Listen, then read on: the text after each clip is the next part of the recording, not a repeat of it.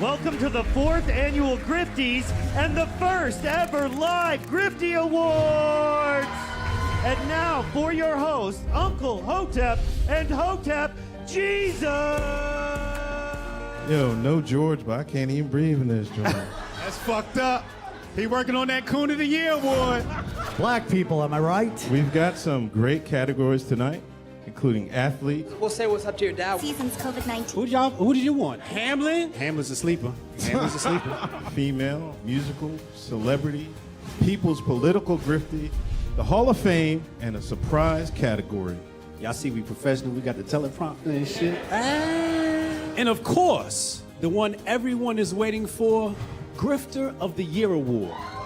From podcasts to movies. DJ Protocol. Yeah, DJ, that's the time to do it.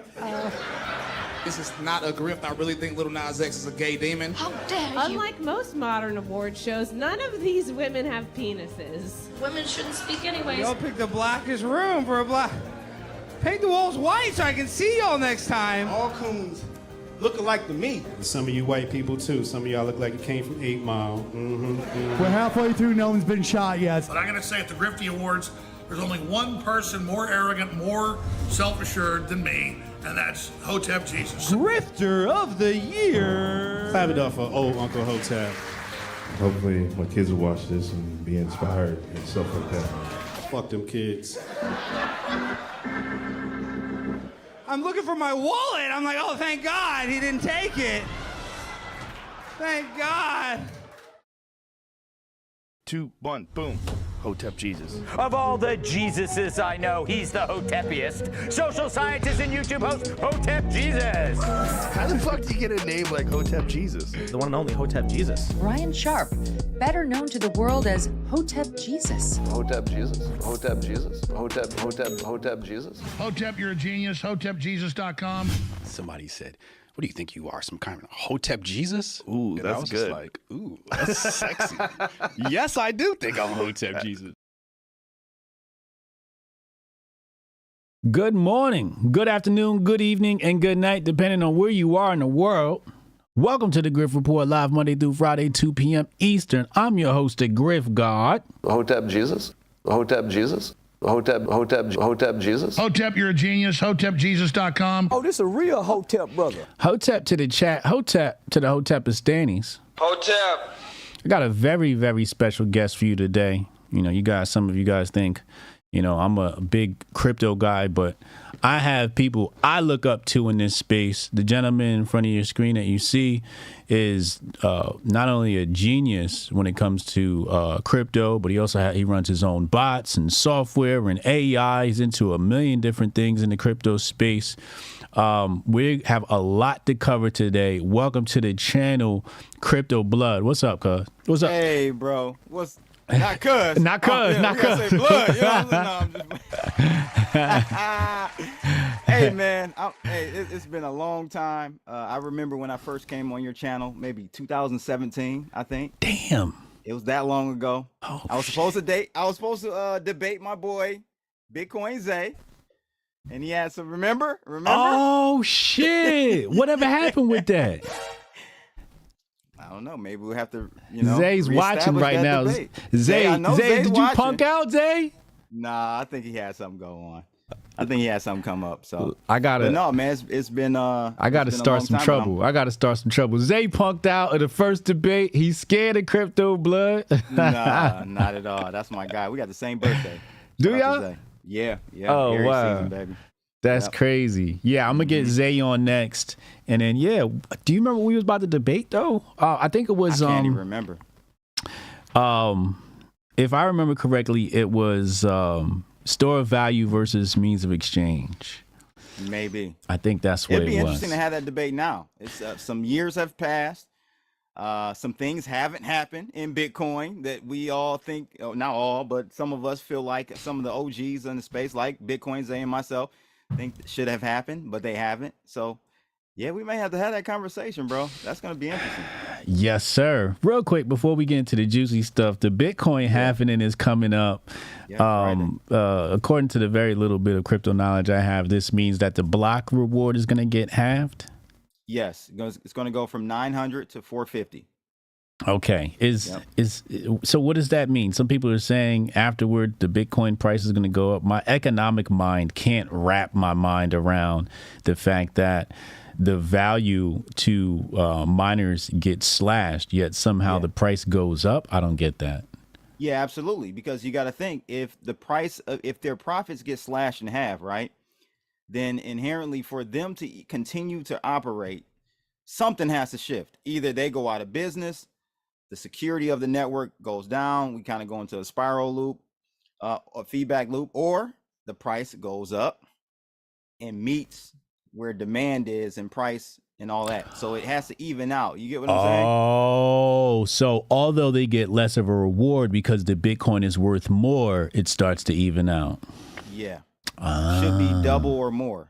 Yeah. Wow. Okay. Right. Now that makes sense. And so this time, though, Hotep, this time is different in regards to the halving, because we have, as you know, the Black Rocks, the Fidelities. They're all in this game now. They're buying 7,500 to 7,600 Bitcoins a day. Yeah, on average. Damn. You got 900 being mined, about to be reduced to 450. The math ain't mathing, man. The math ain't mathing. Damn. We're gonna see a price hike, in my opinion. Yeah. The market is gonna definitely reprice Bitcoin. All right, we're going to come back to that with some other topics we got to discuss here today. I want to get right into the juicy topic, the racist meme coins. Oh, my God. Can you update people as to what happened and then tell us your sentiment and how you felt about the whole thing? Some of y'all missed this, but there was a racist meme coins going around. It took storm on Solana Network, bro. So there's this site called pump.fun. Right. A shameless plug to them. And this site it operates in a way where essentially you can launch a coin there. And every time someone purchases or sells that coin, it pops up on the homepage. So all you see is don't bring it up on live stream, bro. It's some of the most egregious shit you ever see in your life. Facts. That comes across, because there's no filter. Right. Which is cool. Like I'd rather have a no filter society so that we can weed out and make our own decisions. So anyway, bro, at some point, all you start seeing was nigga this coin, and they went to the AI and made a black Putin. That's the one I used on my thumbnail a few weeks ago. And it got out of control, bro. It was going crazy, and people were making these, spinning them up. Really no roadmap, no intention for anything other than just to meme it and go. And that's what memes are, right? Memes are just a motif that's carried and transmitted through society, right? And so, I mean, a biologist made the coin meme up, so that's what it is. It's a biologist made up the coin meme. Yeah, he made the term meme up. Oh, okay. In the 80s or 70s, I believe. Richard Dawkins. So, man, it caught wildfire. But here's my issue. Here is what I do have an issue with. Okay. It was all good until they start talking about the Jays. And they started talking about the tunnel diggers. When they started talking about Rabbi Schmearson or whatever, when they started talking about the rabbis, bro, it had to stop. And so that's where I have the problem. I get upset when you allow one class of individuals to be memeified, vilified, or talked about or whatever, but not another. Yeah. I have a problem with that. Let it all be free reign. But there was nothing they could do about that, right? Like, because it's just free reign with the meme coins. You're talking about more so how people responded. When it was nigga coin, nobody really said much. It was a joke, ha, ha, ha. But as soon as it was rabbi coin, then all of a sudden everybody's like, started coming. I knew they were going to come. We can't do that. This is bad. We have to stop this. Stop the Solana network. That's when all that rhetoric came. Yeah. And then you had heads of Solana and coming out saying we're gonna look into this and see how we can mitigate this on the main chain and filter it essentially on the blockchain explorer. So that pissed me off. Yeah, that's whack. You got to let it all fly. Did you make any coin off the racist coins? I didn't make any coins, or I didn't make any money off the coins. I didn't buy any. Oh, you didn't buy any? Okay. Because I knew it would probably fade out quick. And Right. it did. It didn't even last like a week Yeah. before it moved on. So Right. because it is unsustainable. But again, Hotep, let it be in the marketplace, right? And let the market determine the longevity of it, and that shit won't last. It won't last. You can't market. You can't. You get what I'm saying? Yeah. So it shows us that if you let free speech reign, the good stuff will rise to the top. The horrible false stuff will sink, bro. Mm-hmm. You know. Big and facts. so hey, it is what it is. bro. Ladies and gentlemen, if you'd like to ask the expert here a question about crypto, go ahead and drop the super chats. Our goal today is a mere $44. Let's take a look here. We have a Telegram group. Shout out to Syscoin, my sponsor. And we have a Telegram group as we wait for Super DApp to be launched. And naturally, I got into the meme coins thanks to Stacky. Stacky pretty much forced me into this. She was like, Hotep, it's too easy. You need to be in. And I follow my mentors. I follow the experts. If they say I need to be in, then I need to be in. So I've been in for the past week. And so there were some complaints about the tech of crypto, right? It's complicated. You got seed phrases. You got all this shit, right? And I said, y'all act like y'all never seen a dystopian movie before. We are in the future, and this is where everyone who wants to survive will do it with tech, swim or drown, right? And we see that with the Netflix show Altered Carbon. You know, we've seen it with all these shows where you have the oligarch class, right, who controls everything, and then the people who are fighting against the powers that be. But you always see the people who fighting against the let's call it the rebellion. The rebellion is very tech savvy. They're doing cybernetic parts and they're transacting in different crypto coins. So, you know, what I was saying to people is that in the future, because we become such a tech society, learning tech is going to be a must. And for people to have pushback against that it's short-sighted because we're already in that. Like your grandma had to migrate to a smartphone. People had to migrate to the computers. People are now on social media. So just because it's I think it's because it's happening slow, people don't notice it. And so there's been a bunch of pushback, and then we got this message from somebody, and he's very pessimistic. You know, he says it's a whole process is the major problem with this space. It's a shitty user experience that turns people away. Not everybody is in the 0.05% of nerds who are really gung ho about doing all that shit. Some people are just regular people who work with their hands and don't have time to spend days researching this shit so they can buy a $50 worth of JPEGs. That's my point. Solve the user experience problem and make it easy for people to actually buy what you want them to buy, and adoption is much better and easier. Having a book full of key phrases and passwords and wallet addresses just so you can do something that should be simple isn't controlling your money or someone else will. It's just relentlessly tedious, creates far too many points of failure. How do you respond? Who said this? I'd rather gun them down. How do you respond to that, Crypto Blood? Okay, can you at least tell me how old this person is? Probably 50 years old. 50? Yeah. Boomer. Okay. Yeah. Yeah, he's a boomer. Boomer. Yeah. Man, I don't even know where to start, bro. Like, it's like you said, it's either swim or sink or swim. That we're at that point, Hotep. You have to become highly tech savvy, or you're going to get left behind, or you're and I say or because the other scenario still leaves you left behind, because the other scenario is that you don't have a job, you don't have a skill in the modern day AI world, and you become a slave to the government because guess what? You don't have a job, so you need UBI. So if you're taking money from the government's tit you're sucking it from the tit. Guess what? You got to do whatever they tell you to do. Right. You know, you got to get that, that jab. You got to do whatever you're supposed to do at that point. So you don't want to be in that situation, ladies and gentlemen. You don't want to be in that situation. So I would say he is, his way of thinking is true, but it's not. It's old. He needs to update it, and he at 50 should be able to adapt.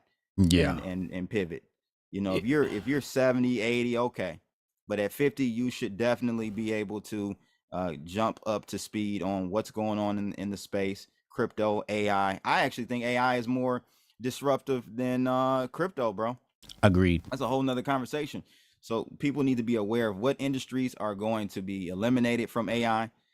Get away from those industries ASAP because it's growing at an exponential rate. That means you don't notice it. Humans have a hard time realizing and tracking exponential growth. So we're in that phase, man. Just get down or lay down, Yeah. I was thinking about his point about the UX, right? And my response to that was a UX bug to you is a useful feature to another person. I happen to love the fact that I have to track the wallet and seed phrase and the organizing. I love that aspect of it because it's forcing me to be more cognizant of my money, right? Yeah. And, when he mentions, convenience, well, the convenience is you're going to just roll back into a situation where crypto will be handled through a fintech company, right? And then and you're back into the same old game that the Templars set up where they're going to be, fractionally reserving your crypto. And then one day you're going to wake up and it's not going to be there. Right? That's right. Absolutely. That's exactly what's going to happen. So you can trade convenience for freedom, for sovereignty. But right, for sovereignty, you can do that. But you have to understand that's what you're doing. That's right. And this 50-year-old man is a libertarian / anarchist. So for me to read that from him was surprising. I can't believe that. Yeah. I can't believe that. Yeah, that's shocking, bro. You have to. You said it perfectly. You're giving up freedom if you want the convenience, and we're in that age where we have to start getting uncomfortable to take back some of our liberties, our freedom. So I'm with you head on that when you hit that spot on. It took me a couple of days to get acclimated with the meme coins. I lost half a sol today. I got rugged half a sol today. Of course.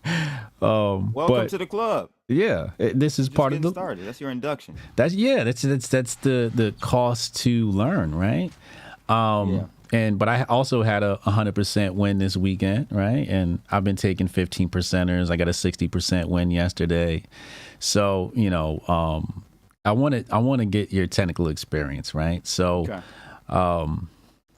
this is me being selfish now and using you as a consultant, right? Trading consultant, because you trade, right? You're a trader, day trader.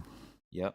Yeah, and we're gonna get into your bots and all of that in a few because I'm gonna need help with the bots. But what I notice is right now I'm on Photon, okay, and trading on Photon. They have these cat meme coins, okay, and what happens is the cat meme coins is they start out with, it seems to be like some sort of false liquidity pool and a false market cap, and it's just green candles for about 15 to 20 minutes. And then it dumps and there's zero liquidity and it just goes to zero. Oh, rug pull. Rug pull. Rug pull. Have you seen that? Or are you on Photon? Yes, I'm aware of rug pulls. Yeah. You have to be very cautious of that.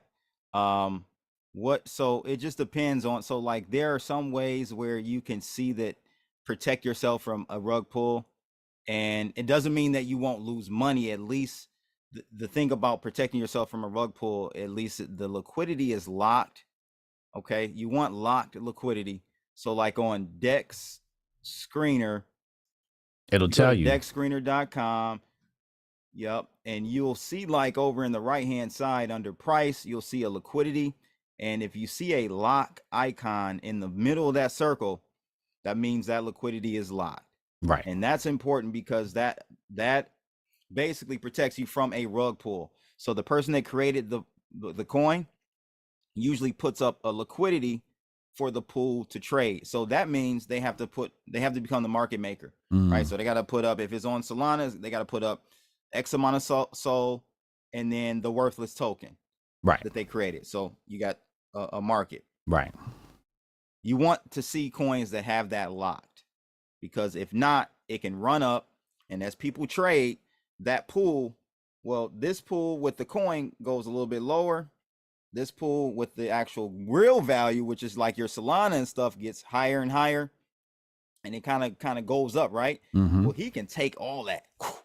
Yes. If the liquidity isn't locked. Yes. So that's the rug pull, and it leaves you with nothing. All right. So I'm sitting here and I'm thinking, like, I'm the fool trading the rug pool when I should be the guy creating the rug pool. So how do we create the how do we create? You gotta do your Hotep's a genius, Hotep.com. Hotep, you're a genius. HotepJesus.com. Because obviously they're the smart ones and I'm the idiot here, you know? Yeah, and that's why, well, I'll tell you this. I think everyone should start a meme. It's part of your brand. Yes. It's part of your brand, right? And think of it as part of your brand. Hotep meme coin coming soon, by the way. There you go. Yes. Heard it here first. Yeah. No, seriously, you should. And the way you should do it is a fair launch.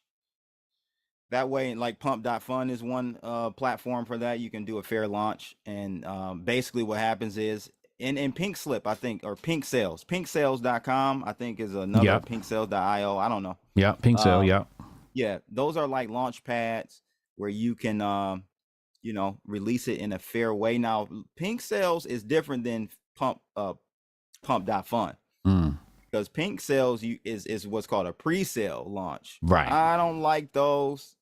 That's going to get us into some SEC issues, in my opinion, later on down the road. You want to do a fair launch where Pump, like a site like Pump, you take all the coins and send it to them in a bonding curve contract. So all the coins that you mint go to them, and then people are able to buy back from the bonding curve. Okay, and it creates like a secondary market until it hits a threshold where then that coin gets a liquidity pool created automatically. It's locked, everything, and it's ready for Radium. If you're trading on Solana, that they'll create a Radium liquidity pool for you. Right. And so that way is a lot better. And what's Radium? That's another protocol? Well, no, it's basically the Uniswap of Solana. Okay. Got you. I got Yep. you. Okay. Got you. So Jupiter, or not Jupiter, is another one that's becoming much bigger. But yeah, it's a Uniswap of Solana. So they create a Radium pool for you where you can trade your liquidity, and now you're open in the market. But that's the way I would do it. I would do a fair launch to keep yourself out of it. All the coins are sent to the bonding curve, and then people can buy them after that, creating a nice market. Okay, I like that. That's probably the route we're going to go.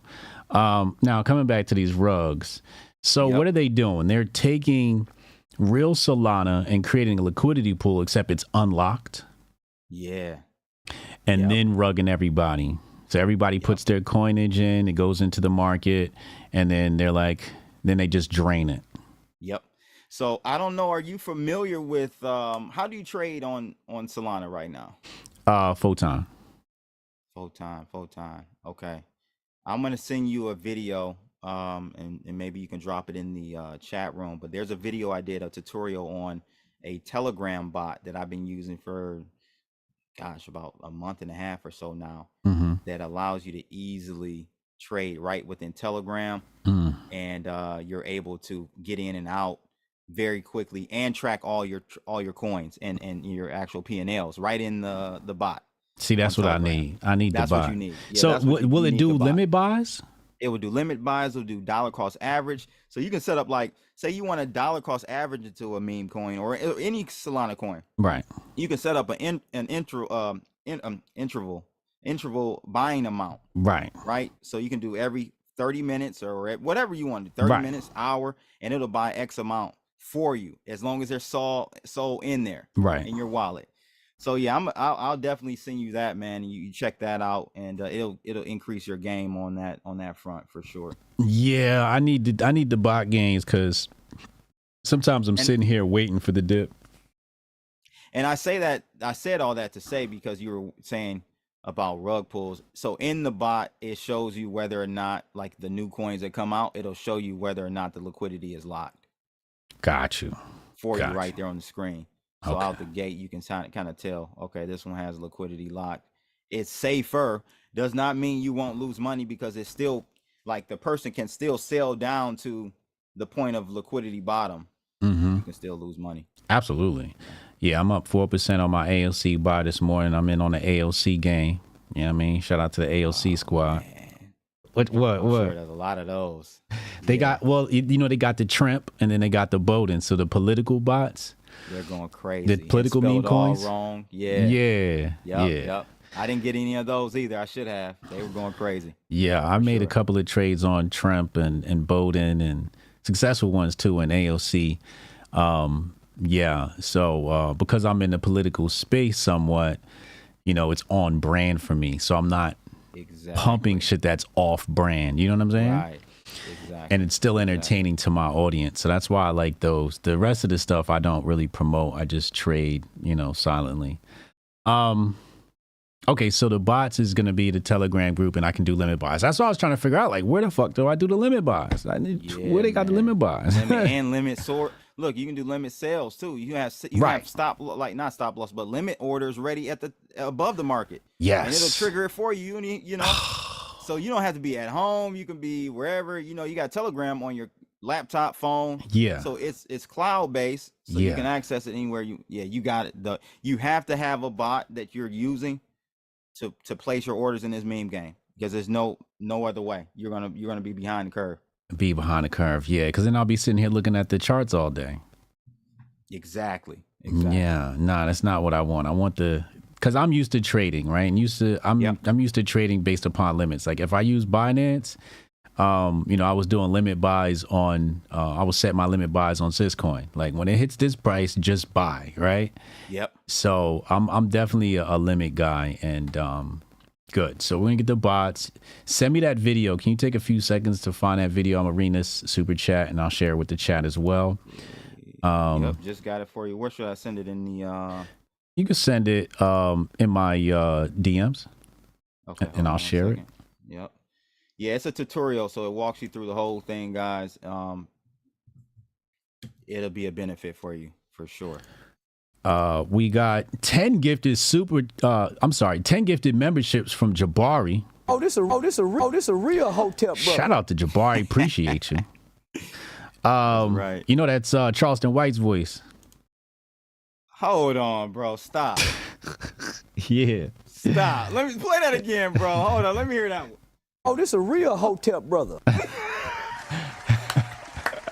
So I got to tell you the story, right? Shout out to Charleston White. That's my nigga. Dog. So check this out. I'll go on with Alex Stein, right?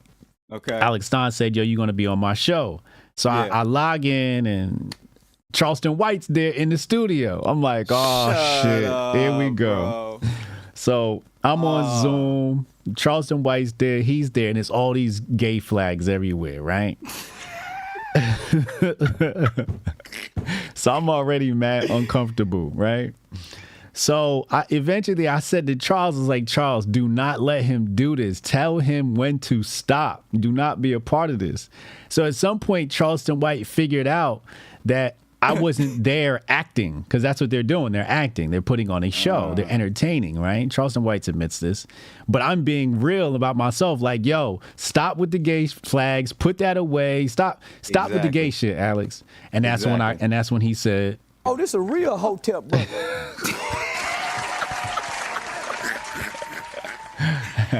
Yo, so I don't know your opinion on Charleston White, but I actually like him, man. I like Charleston. I think it's a net positive. Yeah, I like Charleston White a lot. Yeah, why? You know, remember I told you years ago, I was like, Hotep, please get with Hassan Campbell. You didn't know who Hassan was back then. I'm sure you know who Hassan Campbell is now, right? Yeah. So he's a better refined, more I don't want to say knowledgeable because that may be offensive to Hassan, but you get where I'm saying, right? Yeah, he's very knowledgeable. He's a more refined type of Hassan Campbell, in my opinion. Okay. Okay, so he can hold an argument, he can hold his opinion pretty well, and he does it in a way like I can read through the tomfoolery, right? Right. A lot of stuff is shock and awe to get your attention, but at the end of the day, I do get his message and where he's going with things. He's not perfect, but yeah, I think he's actually doing a great thing for the community. I think he's a net positive. He puts things into the light and says the things that everybody else is afraid to say, especially black people with notoriety, because we know that they're political prisoners.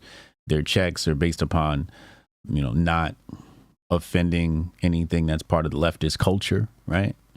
So their livelihood is on the line, whereas he's like, nah, I'm fucking with Trump. Here's a Confederate flag. And it just shocks me, bro. Like I'm not at that level where you've got tens of millions, hundreds of millions of dollars on the table. Maybe you've already banked maybe 40 or 50 million, and like, when is enough? Right. I'm asking because, like, I would think some of the people that we know, right, black celebrity, you would think they would say, okay, enough is enough. I've got enough. Let me go ahead and speak the truth. Cancel me if you want.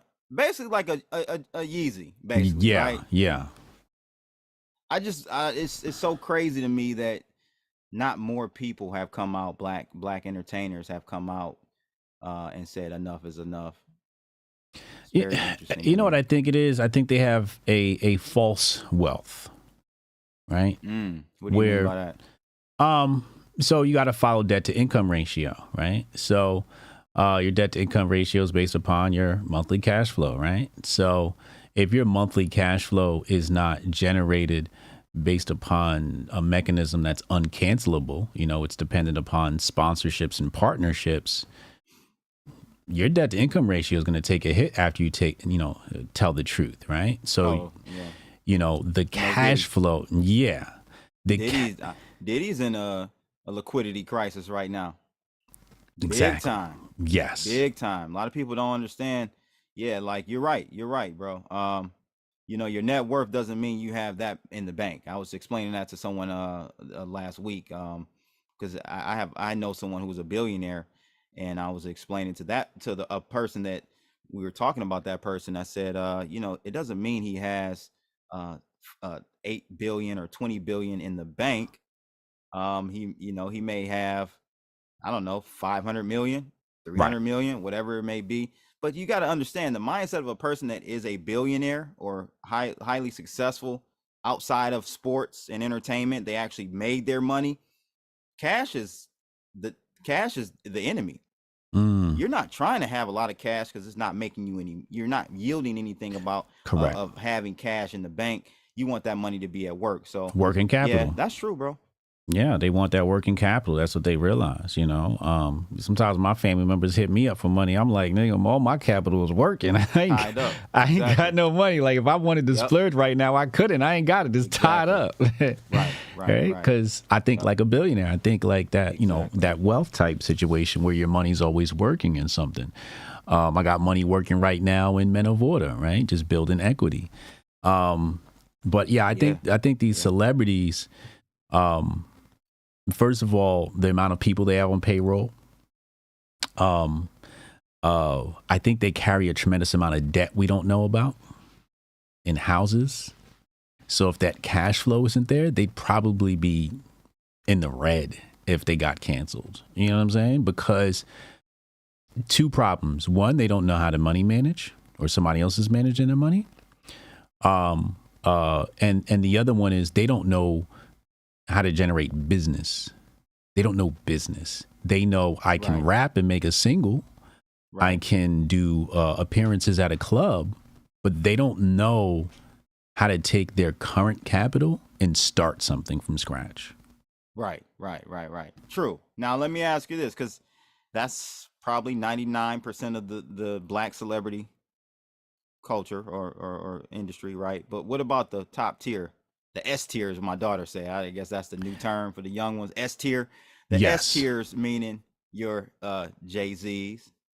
I'm thinking of those people. Like he can quit today. Like he's radical, but it's like not he. I don't know, bro. Like in his raps, you'll hear little stuff, little gems in his latest, but I don't know, bro. He's still aligning with the liberals. So I'm thoroughly confused. So with Jay, I think the issue with Jay is it's again, two things. Either one, he hasn't reached his goal yet. Right? So we talked about when is enough. I don't think he's hit his number yet. Right?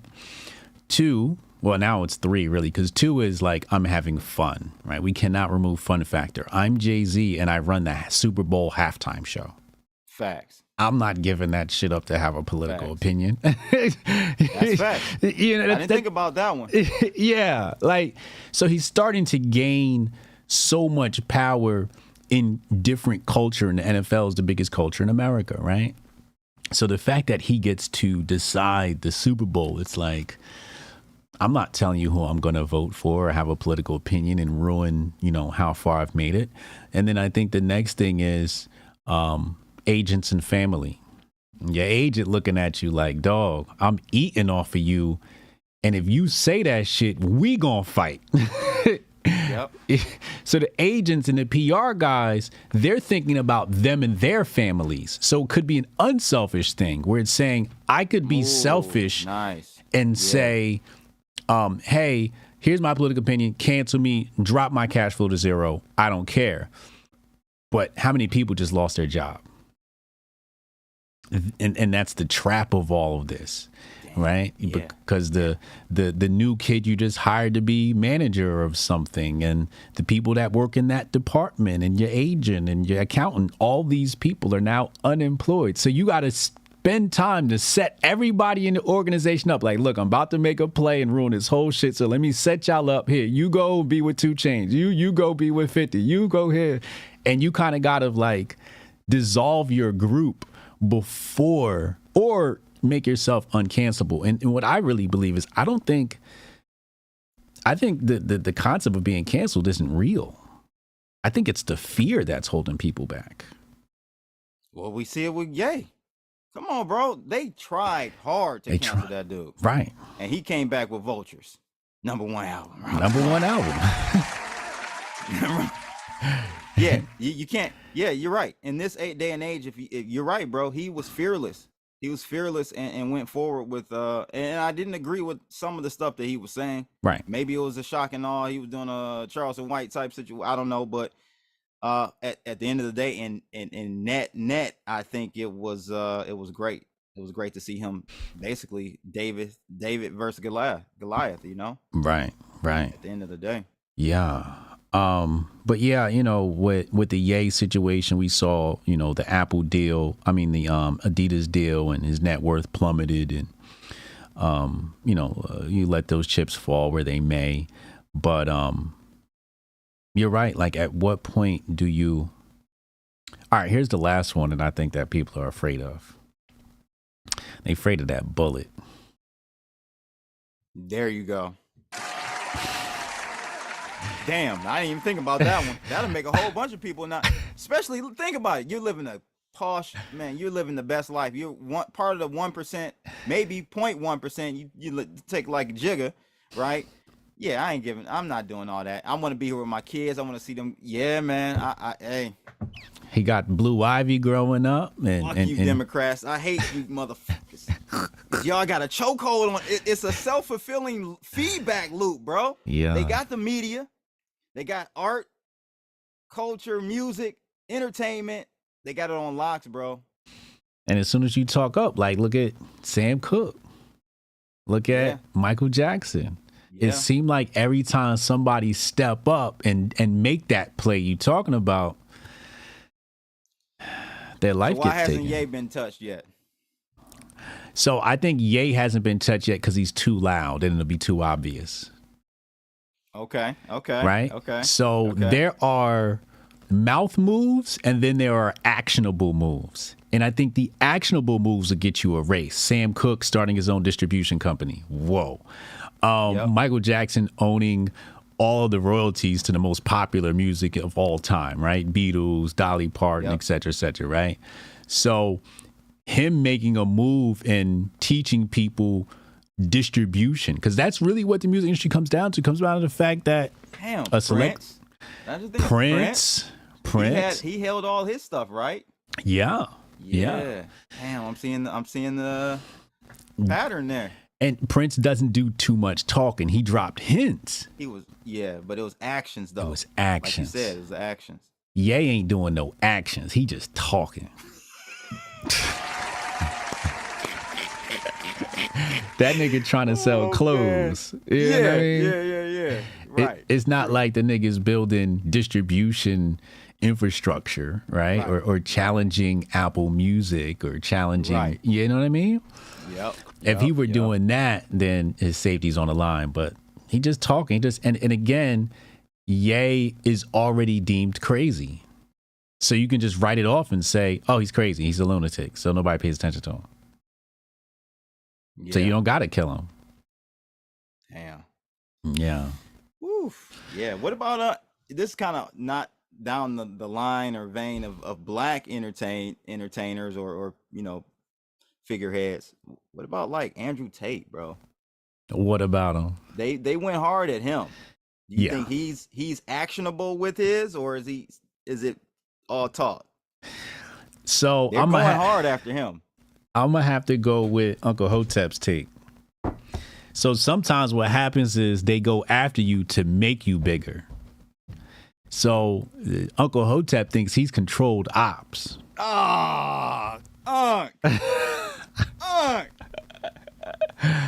Right? So it's basically saying, Adam Weishaupt, right? I'm gonna give you the leaders so you don't find your own, right? And look at the masculinity space. Right now, masculinity space is being controlled by Tate, Pearly Things, and Fresh and Fit, right? Who? Fresh and Fit. No. Who? Pearly Things? Who is that? She's this new chick in the space. Yeah. She controls the masculine? Well, what she does is she bashes women for not being traditional. Oh, okay. I haven't heard of her. Okay. Yeah. Okay. I have to check her out. Yeah. So she's been getting a lot of play recently. So basically what the way the conspiracy theory goes is they want to make the masculinity space look bad. So they choose people, right? And they choose people like Fresh and Fit and Cobra Tate. And then these people with their, bad opinions make this space look bad. Have you been on Fresh and Fit? I have. I can't stand them dudes, bro. I wrote their marketing plan. Oh, okay. But they I don't even watch them, but I'm just, and maybe I have a bad assessment because I don't watch them, but just the little stuff that I see. They rugged me. They rug pulled you. They pulled the liquidity on my man Hotep. Oh, shit. They pulled the podcast liquidity pool on you, man. Yeah. I helped him rise. I'm not solo. That. Yeah, I helped him. Is that a first? Is that a first publicly known thing? Nah, I've said it on his channel before. Okay. Yeah. Okay. I don't talk about it often because I don't want to seem like a hater, like I'm bitter about it. It's business, right? Like if you just, felt a certain type of way where you didn't want me on a platform because I challenged your opinions, then, it's fine. But that's really what it came down to. I challenged Myron's opinion on Donovan Sharp's podcast, and then I got rug pulled and basically uninvited to the Fresh and Fit thing. Real alpha man, and that's to my point. I think I could see a beta from a mile away. Yeah. And both them niggas are betas. I don't care how much money you have, how much fame you have. I don't care if you work for the FBI, CIA. I can see it, and I saw right through it. And for them to be this, oh, ladies, pie, we the guys, all the ladies love us, Did you see the baby mama? Come to death row. Come to death row. All you want, come to death row. Did you see the baby mama drama? Yes. Oh, Oh my God. I know you were. Hey, I know you were like. Nah. Here's the thing. I like Fresh. Me and Fresh, we're cool. Now, Fresh is the dark skinned guy. Or? Yeah. Okay. All right. He's a nice guy. You know. Okay. I don't want to call him a beta, but he's okay. Right. So. But you can be a knight. No, hold on. No, Hotep. Being a beta does not mean you're like the slum of the earth or anything Correct. like that, right? Right. Okay. Right. All right. He just gets a bad rap. Dude. Yeah. Yeah. Exactly. Yeah. Exactly. But he's beta energy, right? Right. And like you said, there's nothing wrong with that, right? No, it's not. It's just that when you're beta energy trying to pretend you're alpha, that's where things could get weird, right? There you go. So when I saw it happen with Fresh, it wasn't like I was celebrating. I just thought it was fucking hilarious. But I'm disappointed because men come to you for advice to not have the baby mama drama. Mm-hmm. And you fell for this sex worker chick? Like, damn. You know, you're supposed to be able to, first of all, you're fresh and fit. You guys are making millions of dollars. Mm-hmm. Why not get a regular chick? Why date the IG models you have on your show when you make fun of them every night, right? Like, yeah. So to me, it seemed off brand for him to do that, and it was a bit disappointing. No, it's actually on brand because he's faking on camera, and it's real behind doors. Reverend Blood is speaking today, y'all. Pass that offering and plate around. Give my man Hotep, pass it around. Drop the supers. The goal is $44. Drop the supers, man. Come on, y'all. Let's get it. But Myron, I thought, handled that crisis. He was like, oh, look, she's a sex worker. And I'm like, you're not making this better by saying that the chick he got rugged by is a sex worker. Like, that makes him look worse. Right. You took a sex worker to meet your mom? Crypto Blood, are you taking a sex worker to meet your mom? Oh, my God. Not even of course not. Of course not. So, yeah, I saw that. The irony of that is very interesting to see. But hey, man, maybe 24 is a year of exposing the fake, and maybe the real can rise to the top. Yeah, it's a dragon year, so a lot of the flames is gonna burn the fake, and the only thing that's gonna be left is the real, and that's what we're seeing. There you go. What's your opinion on Tate? Where you at? I actually on him? like Tate. I know I see you're a little reserved and think you took Unk's side. That's cool, man. I think he is not control opposition. I think he is just by the sheer, if you look at the onslaught, I don't know, bro. I listened to his podcast. Now, again, listen, ladies and gentlemen, you should not agree 100% with anybody. You shouldn't agree 100% with Hotep. You shouldn't agree 100% with me. If you agree 100% with someone, you got to reassess some things. You got to reassess some things. Can you stop right there, please? Yeah, there you go. Can you stop right there? That's a huge point.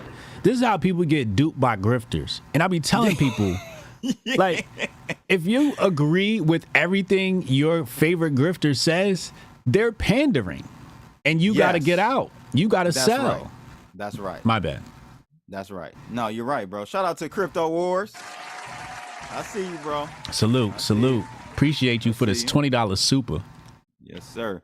So, yeah, bro. You don't agree with you shouldn't agree with everything that everyone, the people that you follow. You shouldn't agree with everything. So, with that being said, I don't agree with everything Tate does or says, but in totality, like you talked about, Charleston White, and net, think it's a positive for the masculinity movement, if that's what we're calling it.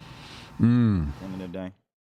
So my opinion is Tate is good for them, not good for me, right? Because I'm a 43-year-old man. I have a family. Okay, so his advice doesn't work for me. I've passed that, right? Like, pick up artistry. I did that when I was 18 years old, right? Like, I've mastered that at 20. Okay, Yep. Like, picking up girls is not hard. And I did it with broke and without money. You just got to have confidence. Can I say this real quick? Go ahead. I agree with you, and my assessment is, this is my assessment of Tate. Mm-hmm. Tate was a loser before he had money. See, we were probably the niggas back in the day, correct, when high school and stuff, without money, and none of us had really money. Yeah. Right. So it's not, but I can see that being the case with Tate. When he got fame and fortune, then he kind of started feeling himself and the bravado-ness and all of that. Yeah, I agree. Yeah. I agree with you. Yeah. Like if you ask people when I went to high school, it was like girls would be around me. Like it'd be 4 or 5 girls. Like, is Brian here? Is Brian coming? Right. Where's Brian? Like, you know, the girls loved me. Right. And I'm a fairly decent looking guy, but I know how to dress. I got swag. I got confidence. And that's really like all you needed when you're in high school. You didn't, you know, so you're right. Right. So what happened was I was talking to some guys about Tate, and I said, my son watches Tate sometimes. And I'm okay. I'm happy that exists, right? Because although some of the shit Tate says is toxic and, you know, my boys might not need to hear all of it, I set a foundation for them. But if they're not listening to Tate, what are they going to listen to? Destiny?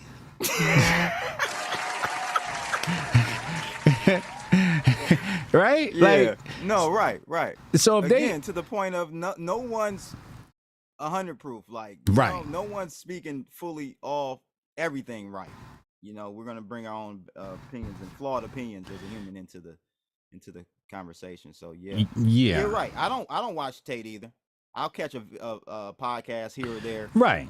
Same. I don't sit faithfully watch. It is for a younger man, motivational type of. Yes, I agree. Yeah, it's for kids. It's for guys that need to learn these things, and that space has to exist because where do guys go to get advice for being a man? Like, you need that space to understand, especially now the dating marketplace is totally screwed. 1 out of 3 men between the ages of 25 and 35 haven't gotten sex in the past 12 months. Yes, and that's 10x what it was the previous generation. The previous 10 years? I wonder does that data, is it skewed because of, you think, COVID? But no, COVID is when you should be getting more box. You should be getting more box under COVID. In that house with, okay. Interesting. I think a lot of this, and maybe you can try and theorize here, but I think some of it has to do with the rainbow flag, feminism. But, you know, if women are dating women, then where does that leave you? And then also it has to do with we're in a seller's market and not a buyer's market as far as sex. Explain that. As far as sex is concerned, we're in a seller's market, as you can see with the OnlyFans. So basically what women are saying is that even if you're not on OnlyFans, basically what it is the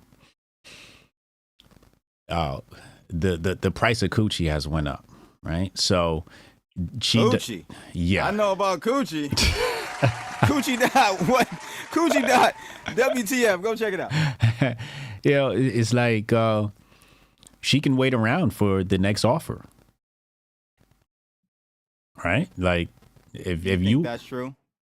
Yeah, I think women's options are huge. I think they're waiting around for that 1% guy. They're waiting for a Hotep Jesus. They're waiting for somebody who has more status, more money, more clout, right?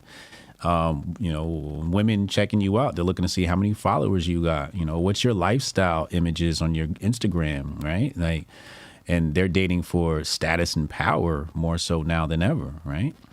So it's a seller's market, and if fellas ain't coming with a high enough bid, that woman's going to the next highest offer.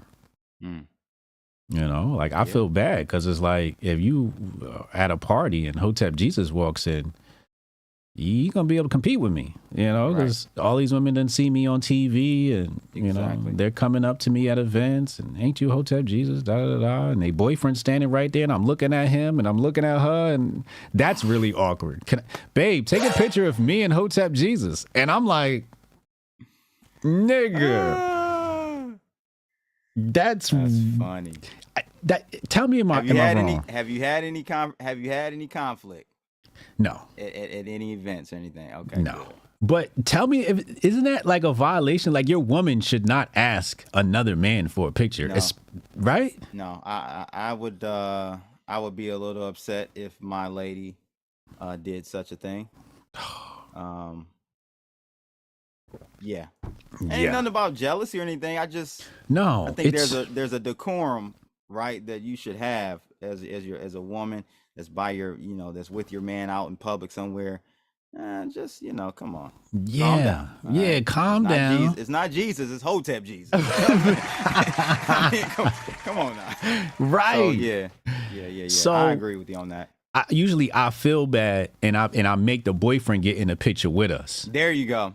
Smart man. Yep. and I put her on his side and I'm on his other side. I'm not standing next to you. Like, I'm trying to help him. I'm trying to teach him. Do not let your woman do this, bro. Yeah. There's no understanding there. There's no understanding. And it's always white guys. The beta white guys, I should say. Because, no alpha white guy, their chicks know what the fuck is up, Oh, for sure. Yeah. For sure. Yeah, they know. Yeah, but that's where the dating marketplace is now. So that's why you need an Andrew Tate to teach these kids what's up, I think so. I'm with it. If my son was old enough, he would definitely be watching it. I had a COVID kid, so he's a young one. So, yeah. How old is he? He's 3. Yeah, so same age as my daughter. Yeah. Oh yeah. Yeah, I had a COVID baby too. We was locked in. I ain't had nothing to do but the hunch. Come on, man. You know what I'm saying? I was like, and then doing a stream. I know you same way, man. We work from the studio, so. Yeah. Yes, sir. So, but yeah, would you rather your son watch toxic masculinity content or simp feminist content? You know what I mean? Toxic all day. Yeah. Because I can reel that back in. I could reel that back in. The simp, I don't know. Once that thing out there, bro. Man down. Man down. Your son ain't coming back from that. He ain't coming back from that. He gonna be arguing with you. Yeah. He ain't coming back from that one, bro. Yeah. So coming back. I would definitely give him some Andrew Tate DVDs before. Right. Hey, low key, I don't know if you know who this lady Whitney Webb is. You gotta be familiar with her. Yeah. Okay. Mm-hmm. She made a profound statement about archiving, a lot of the content that we digest or ingest, archiving it on a DVD or some drive, because there may be a time when we can't get access to it from the internet. Facts. I said, damn, that round of applause. That's a good one. That's true. I'm going to have to get out my old DVD recorder and record me some Andrew Tate. Put it on DVD. We're going to be able to sell those in the apocalypse. I got these Andrew Tate DVDs. Yo, crazy story, bro. Back in the day, I was in high school. I was in the hood somewhere, pulled up, leaving one of my chicks' cribs, pull up to the gas station. Cat come up to the door. Hey man, I got this paid in full too. Dog, you got paid in full too? How you get that? I'm like, I gotta have this one, bro. You know I took that joint home. I want you to guess what the damn disc was. It was bro. porn. No, it was an AOL disc. That nigga sold you an AOL disc? He sold me a free AOL disc that we used to get in the mail, bro. I You got rugged. I got rugged. Paid in full he sold too. me an AOL disc, bro. I popped it in the computer. I didn't get the Microsoft media player that used to come up. I didn't get that. That didn't come up. I got You Got Mail installed. Oh shit! Took me back to '96. Yeah, bro. Here's my thing with Andrew Tate. We got to put his success into frame, and I don't want people trying to kill themselves to be Andrew Tate or reach his level of success, right? Because he got where he got off of sex work. Yes. He was an e-pimp, and he tried to deny he was an e-pimp. And I'm like, how you going to deny it? I'm looking at the video of you teaching people how to be an e-pimp. Like you sold courses Pimpin' on ain't this. dead. It just moved to the web. Like Pimp C say, rest in peace, Pimp C. Yeah. It ain't dead. It moved to the web. Yeah. So he was a pimp, right? And that's not a moral way to make your money, in my opinion. Right? I don't think that. I agree. I couldn't do it. I couldn't do it. Yeah. I couldn't do it. No, I couldn't do it. So if that's how he took his money and then, reinvested it, which is a smart thing to do, fine and well and good. But let's always remember that Andrew Tate's a pimp.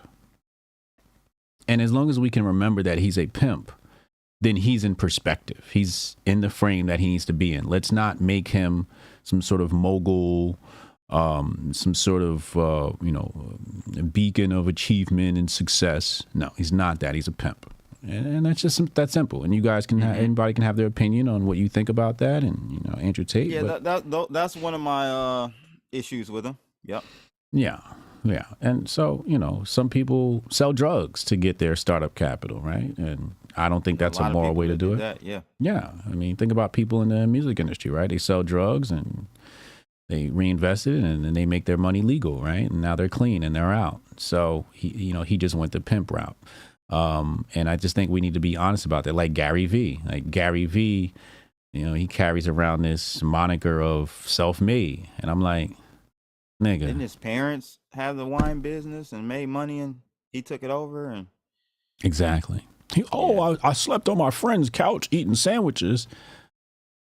First of all, your dad had the big wine company worth millions. All you did was add social media to it. You probably used his funds to purchase all of your social media equipment that you used to level up his business. And then you turned it into a media company from your dad's millionaire business. Like, we don't have millionaire dads.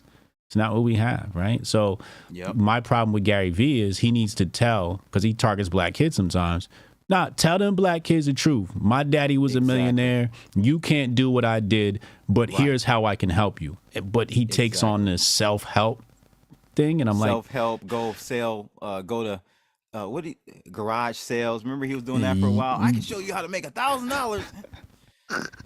Gary. Yeah. Boy, they lucky they keep me out of that industry, boy. I would be a fucking menace. I'm just too real, man. So like I said, I make too many friends. I don't have no problem with Gary Vee. I have no problem with Andrew Tate. But when it comes to me and my audience, I got to put these people in frame because I have kids that are Context is everything. Yeah. Context is everything. I got college kids that watch my show. They got to know how people got their startup because those people aren't telling them. I'm going to tell you how I got my startup. I'm going to tell you my story, right? And I'll be honest about that.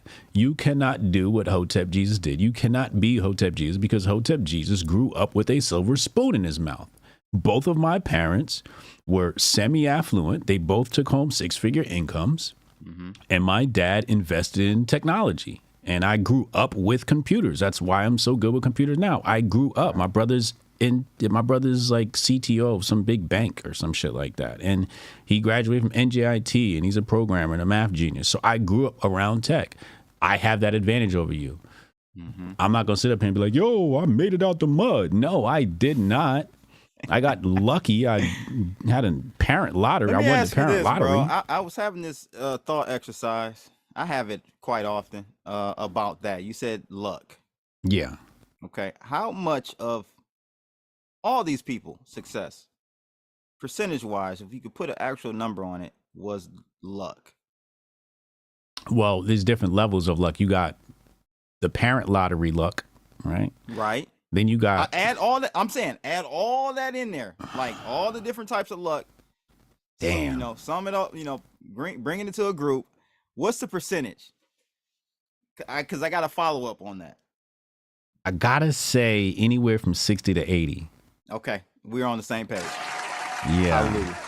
Yeah. Whether it's environment, parents. And the reason why successful people don't tell you this, guys, is because then it deminimizes their importance and their intellect.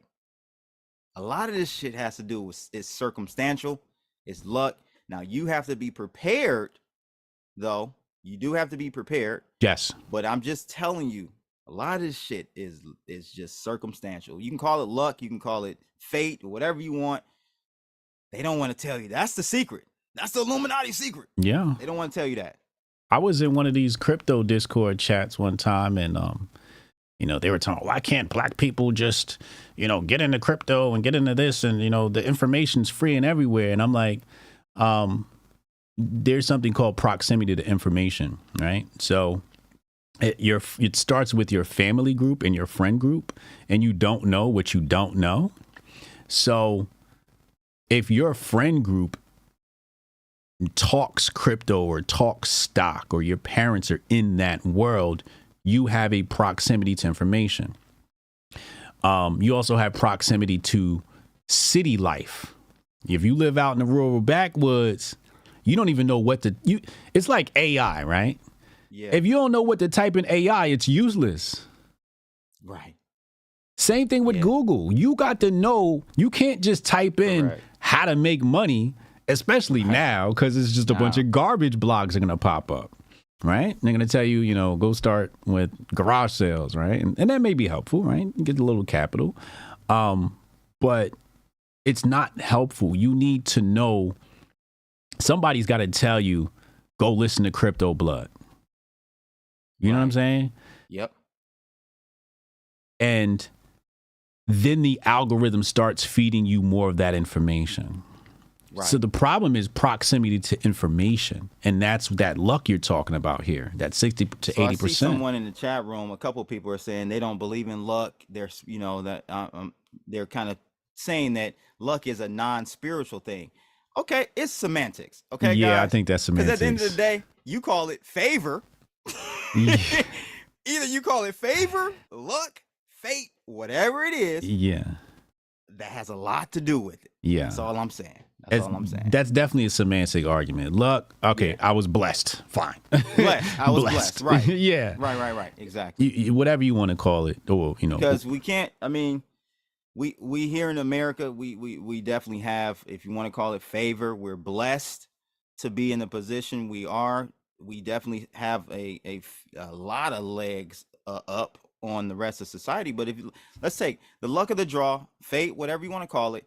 If you were born in Somalia, I'm sorry.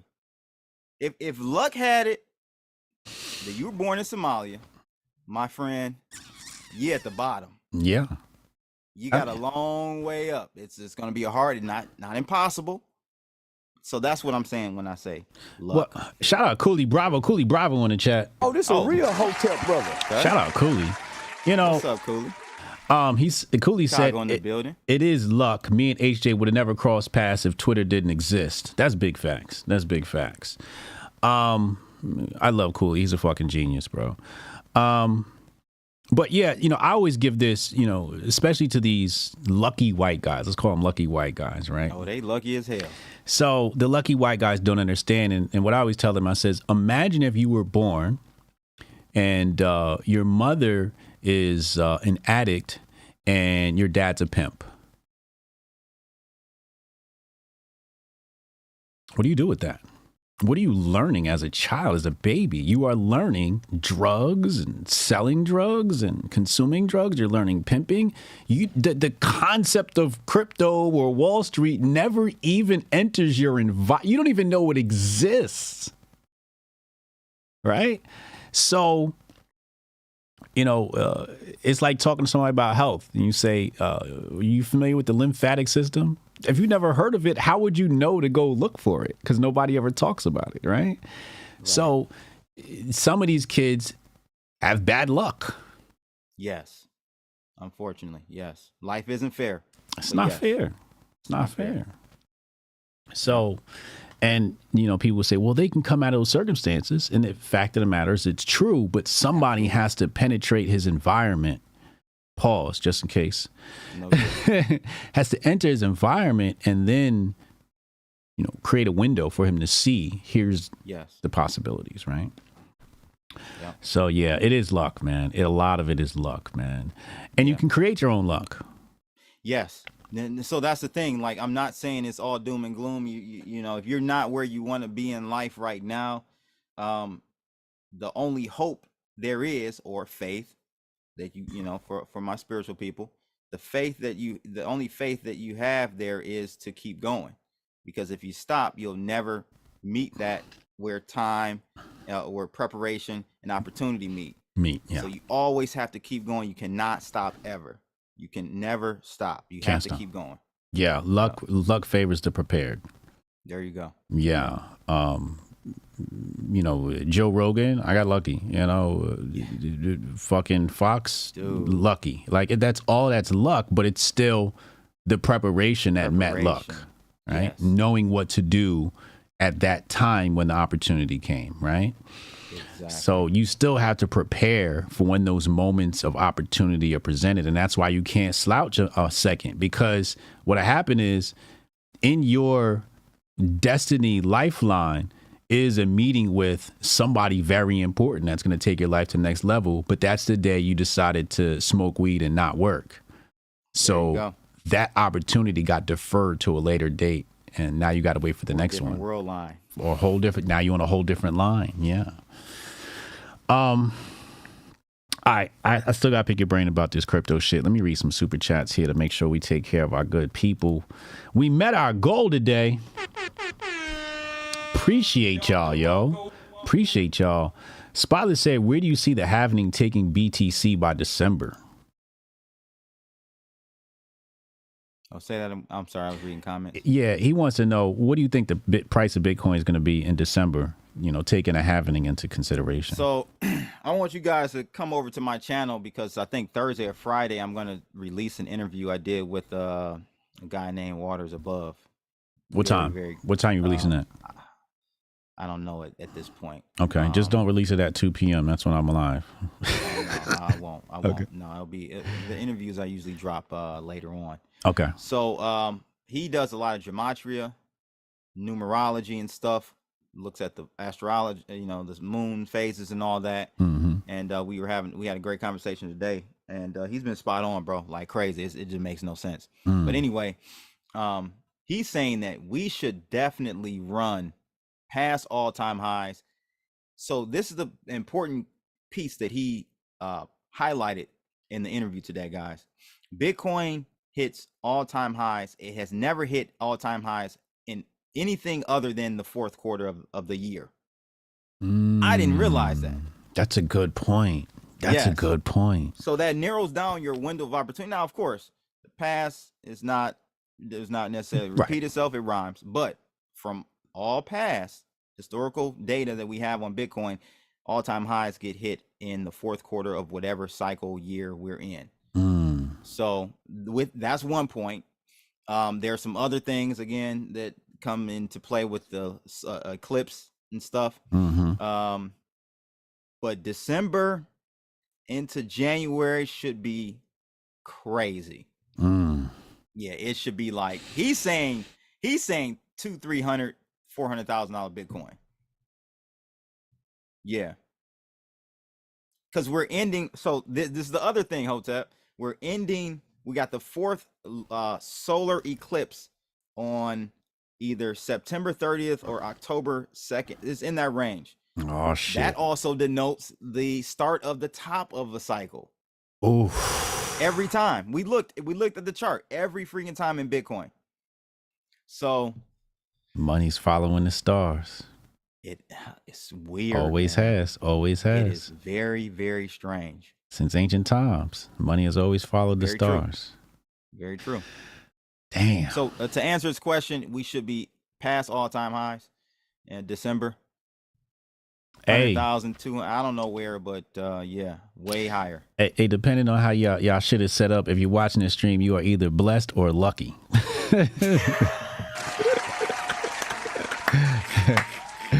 You motherfuckers. Yes, Lord. Yes, Lord.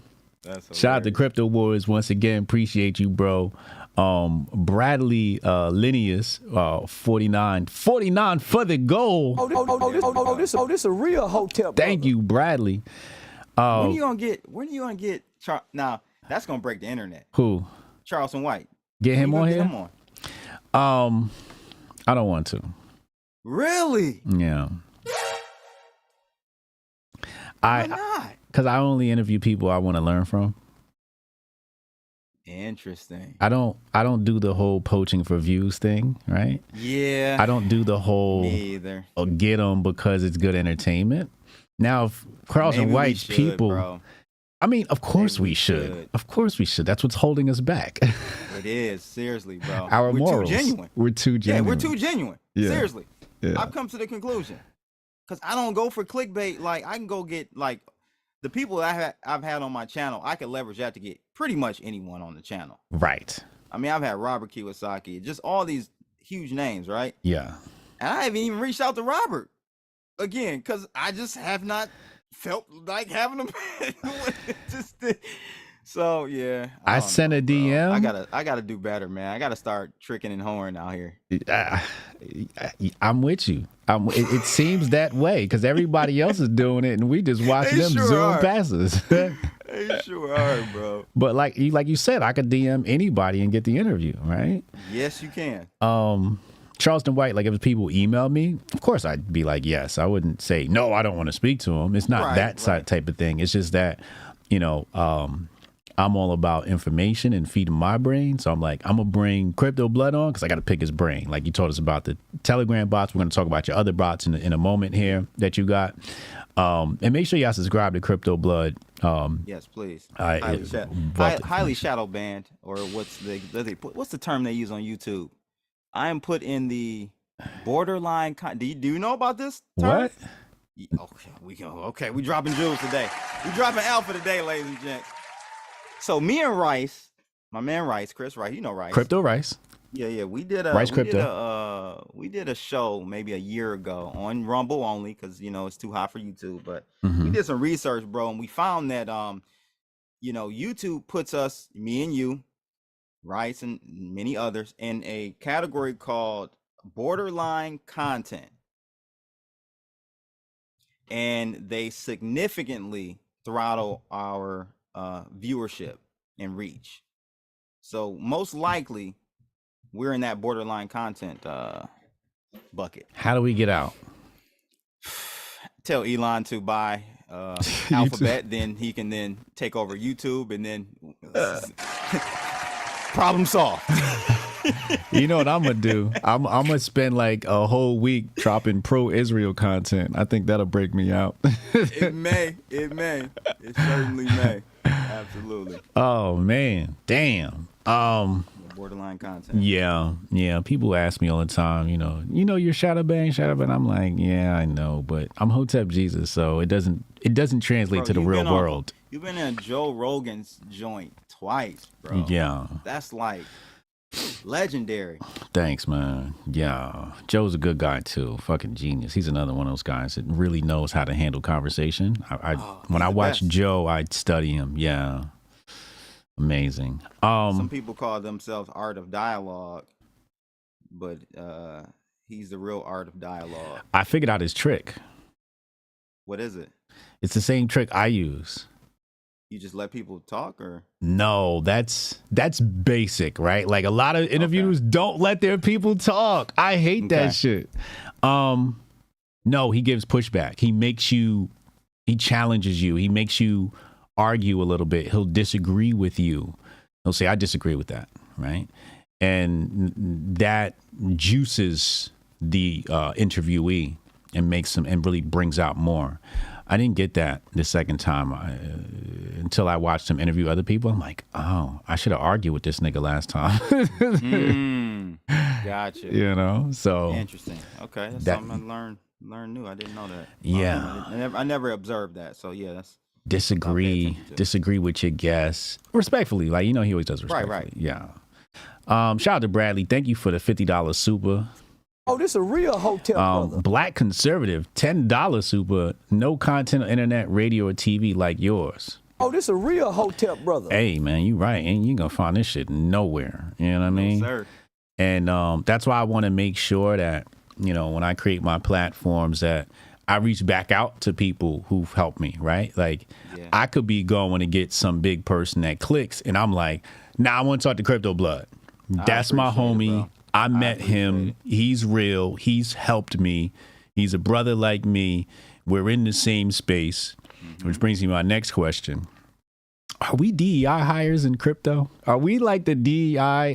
Do you feel like a DEI? Do people treat you like a DEI? No. Okay. I ain't no DEI help, because I would be on speaker panels at conferences and shit. I ain't on nothing. I'm too real, bro. I don't know. How come we don't get those? How come we don't get those panel looks? I don't know. Maybe it's our names. Maybe it's our stage names. Yeah. Scared of. They think I'm a real blood. Great. Like you about to come shoot up shit. Yeah. Yeah. Maybe they think you're really Jesus or something. Who the fuck knows, bro? I be seeing everybody get booked. I like they just had the shit out here in New York City. And NYFT or something. Yeah. NYCFT, NFT. Yeah. And who they have? Well, who was the token DEI hire for that? Oh, okay. I don't know. I just remember I hopped into Twitter space. My family wasn't here, so it was late night, and I was on the Twitter space, and they were like, "Yeah, we're all in New York City," and I'm like, first of all, fuck y'all, because none of y'all called me and told me you was around the corner from me. You know what I'm saying? Second of all, how the fuck was I not booked for an event that's right there? You know what I'm saying? Bro, you should be getting show money right now. You know that, right? Yeah. Yeah. At least you should be getting like 10K. Yeah. Minimum 10K. Yeah. Running around circuits. Just talking. That bag. Yeah, just talking. And I'm one of the best to do it. Yeah, you are. I ain't even bigging you up. Like, I'm not even like brown nosing it. Like, I don't say that to many people. It's so funny when I talk to my girl, I rarely will give her a compliment. So when doing something, of course I'm complimenting her, baby, you're beautiful. Right. But I'm saying if you do something right and you hit spot on it, you execute on it, then I'm gonna tell you about it. And so it hits different. Do your research. It hits different. It hits different when you don't give compliments much, but when they are actually necessary and deserved. Yeah. So I'm telling you that you should definitely be much. Listen, bigger. If the crypto people are watching and you're somebody in charge and you need a DEI hire, call me in Crypto Blood. We are here for hire. And I'm telling you, if they gave me and you a panel, bro, and then let us run the stage, nobody could ever be better than us at that. No, it'd be over. These guys don't create good content on these stages. Do you ever see anything go viral? They're lame. They're lame. They don't got no swag on them stages. None. I don't know, man. I'm not mad at it. I just, we're just making observations. That's it. We're just I don't care. I'm gonna eat regardless. He's gonna eat regardless. I'm gonna eat regardless. It does not actually matter, but we're just making observations here. Yeah. All right, let's talk about Coochie.wtf.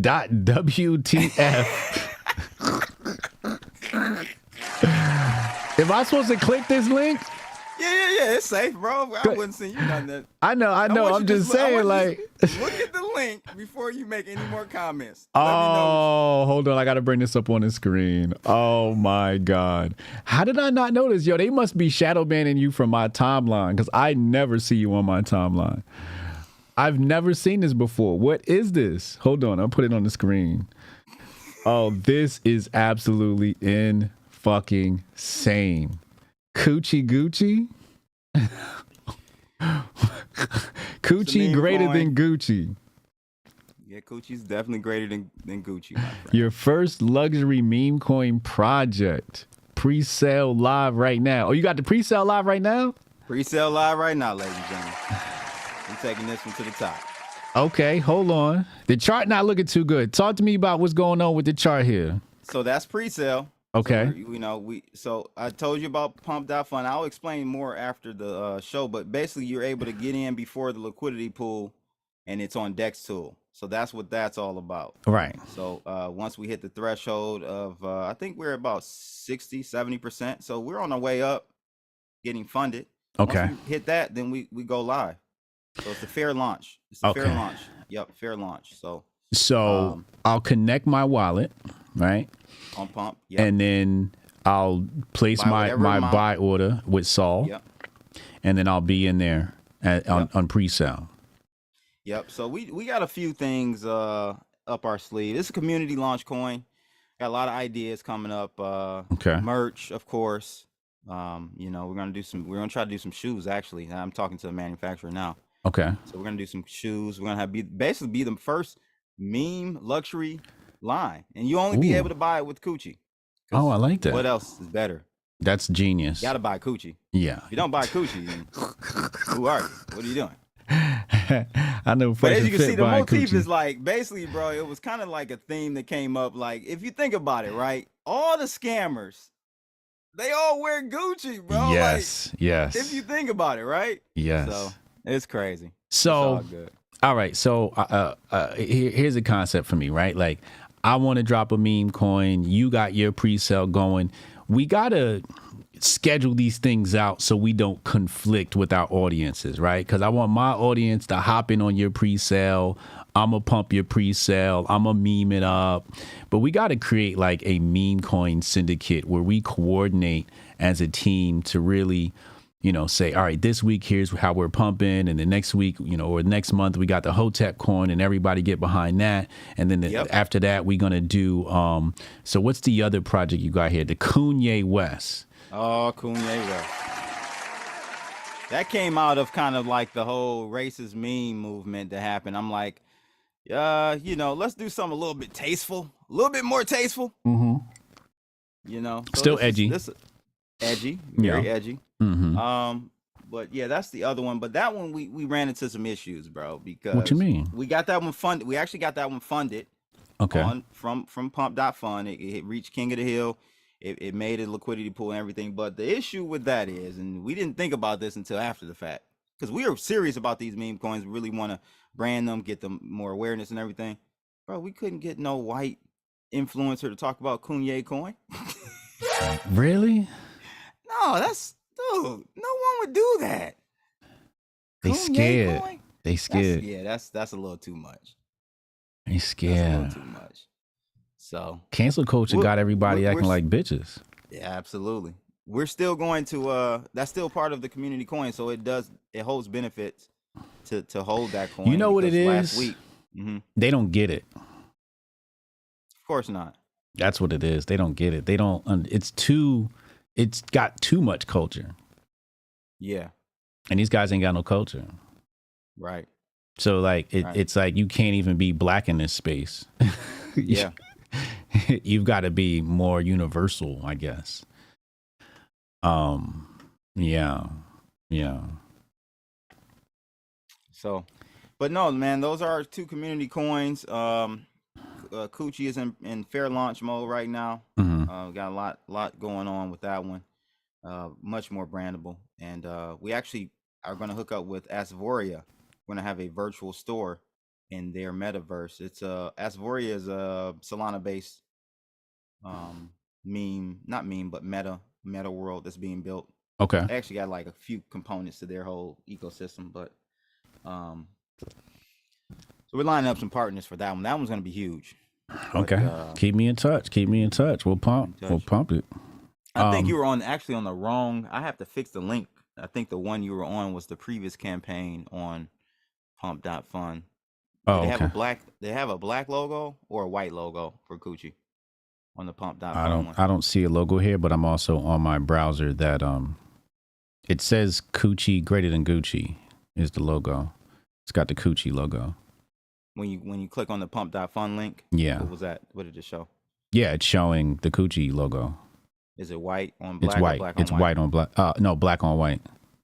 Okay, that's the old campaign. That's why you're seeing that one. That Uh, was the one we restarted it because Pump was having web issues. okay. So our campaign got significantly cut. So Ronald. Oh, okay. So we had the wrong one. The link. Yeah, I'll update the link. You got updated DNS, I guess. Yeah, let me see. Yeah. I'll send you the other one. But yeah, man, it's Send me the I'm pump. excited, Send me bro. the pump link. Yeah, this is part of, again, I said it at the beginning, Hotep. you know, everyone won't have a brand as big as yours, right? But try to figure out how you can leverage a meme coin of some sort. It doesn't cost much to launch, but incorporate it somehow into your business. Yeah. Into your brand, into your whole ecosystem as an individual, because nowadays more than ever it's going to be important that individuals have a personal brand online. Again, it doesn't have to be as big as Hotep's, it doesn't have to be as big as Crypto Bloods, but still have one and monetize it. Well, the thing is, I just sent you the link on DM. All right, I'm gonna pull it up. The thing is, I'm a brand, but then there's the community brand, right? So it's Hotep Jesus, but then we got all the Hoteps, right? See, that's bigger than you. Bingo. Way bigger than you. So the community's bigger than me. Like, yes.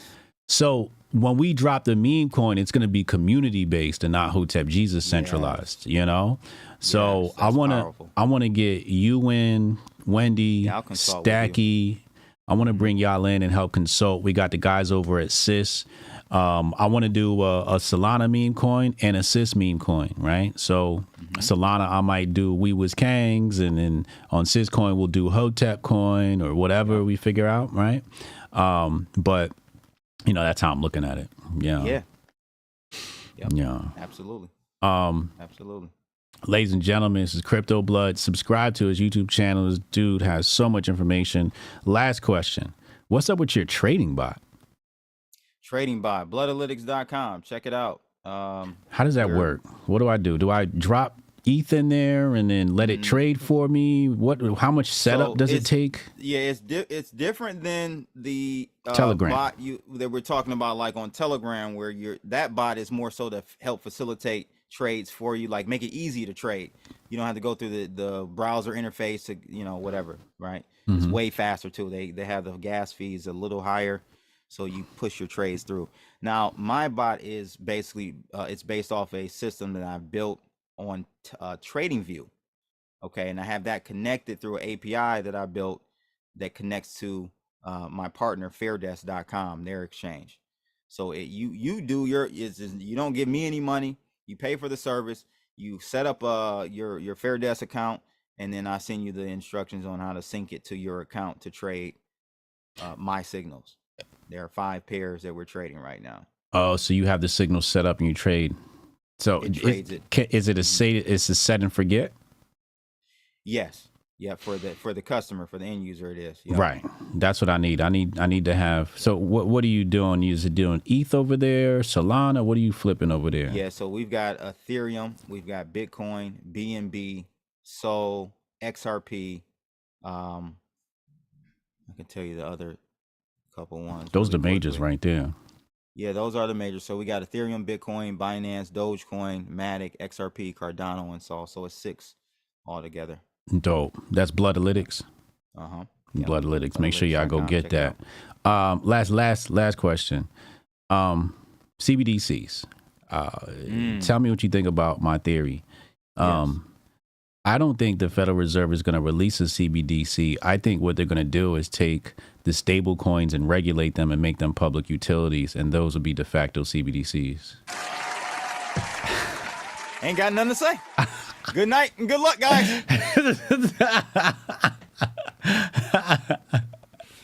Is that it? Is that what's happening? That's it.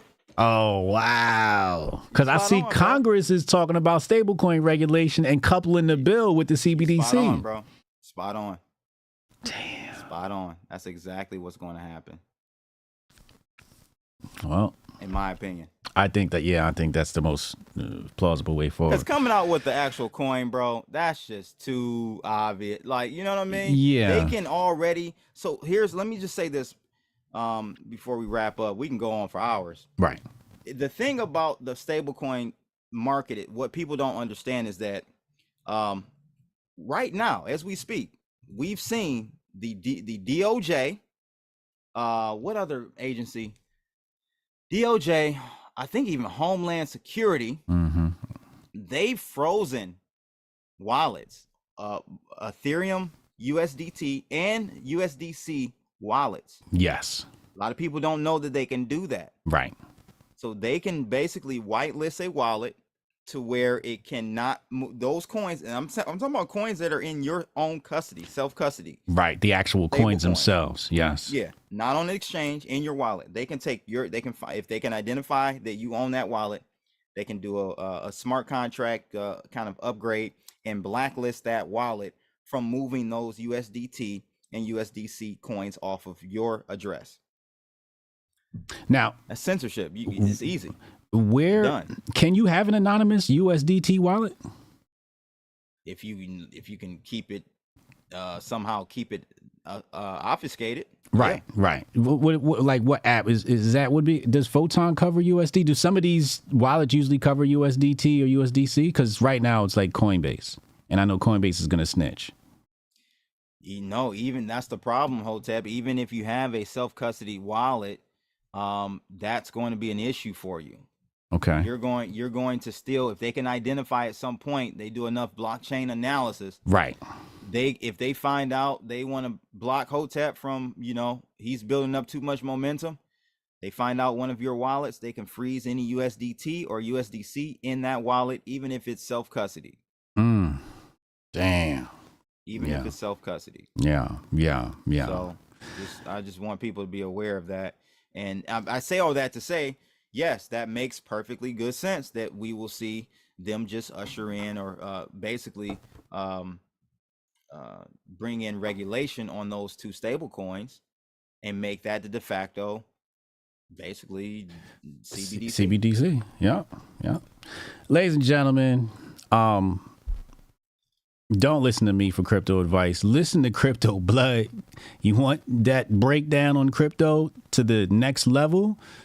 See, I'm like an introductory. I kind of introduce people and tell them they stupid for not being in this industry. But when you're ready, he didn't answer his own question. Let me answer his last question. He knows what he's talking about, guys. So if you can't catch me, listen to Hotep Jesus. Yeah, he'll tell you. But when y'all ready to go to that next level, Crypto Blood, his link is in the description box below. I'm going to go to commercial break. Be right back. We'll take some phone calls, ladies and gentlemen. Crypto Blood. Welcome to the 4th annual Grifties and the first ever live Grifty Awards.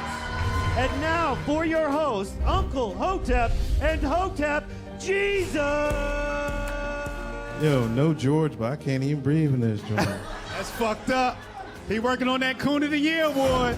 Black people, am I right? We've got some great categories tonight, including athletes. We'll say what's up to your dad. Seasons COVID-19. Who did you want? Hamlin? Hamlin's a sleeper. Female, musical, celebrity, people's political grifty, the Hall of Fame, and a surprise category. Y'all see we professional. We got the teleprompter and shit. And of course, the one everyone is waiting for, Grifter of the Year award. From podcasts to movies. DJ Protocol. Yeah, DJ, that's the time to do it.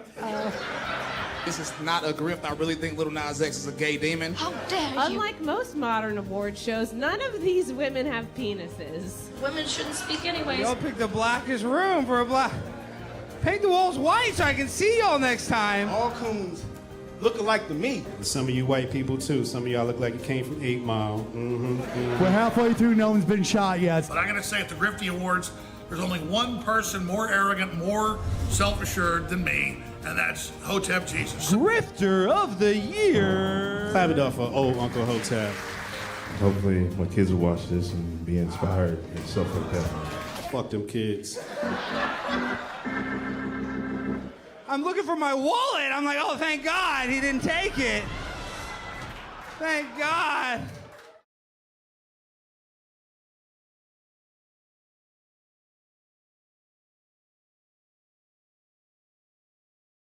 Oh, man.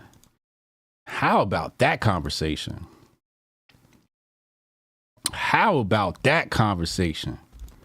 Got a text message here.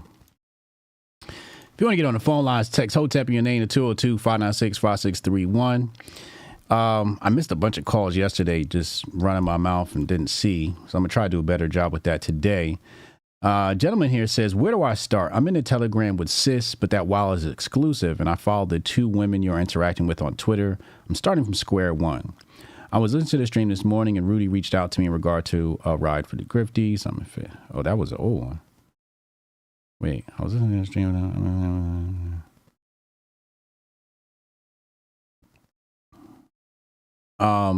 So some love from Rudy.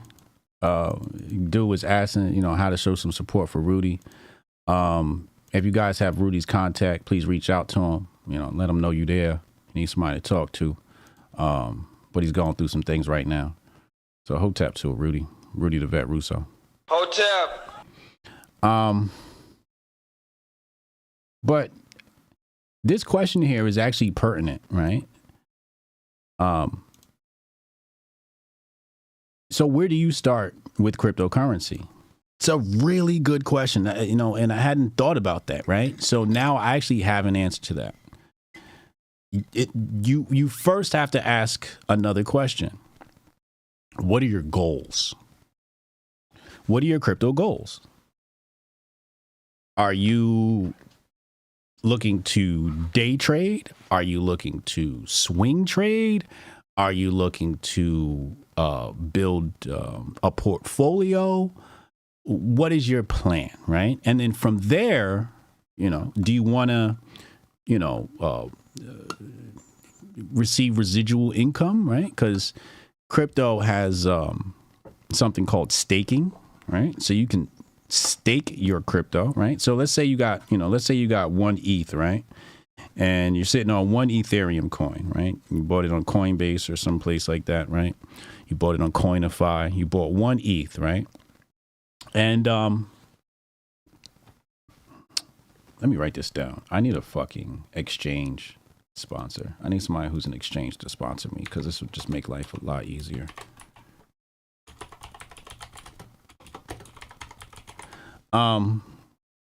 So you got your 1 ETH, and basically what you can do is you can stake it and you get a percentage on it. It's like putting it in a savings account. That's the closest thing I could really help you understand through that analogy. It's like a savings account where you put your money in there and you get 3% back or whatever the fuck, right?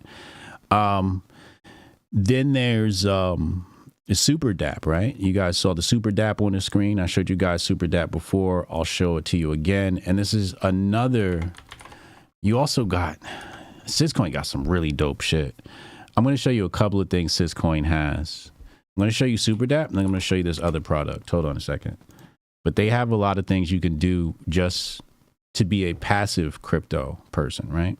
You don't have to be an active crypto person. You can be a passive one, and that's fine too. So let's put this on your screen. All right, here we go. So if we scroll down, is it? Yeah, right here. So this is the screen we want to, let me put that. All right, so let me zoom in.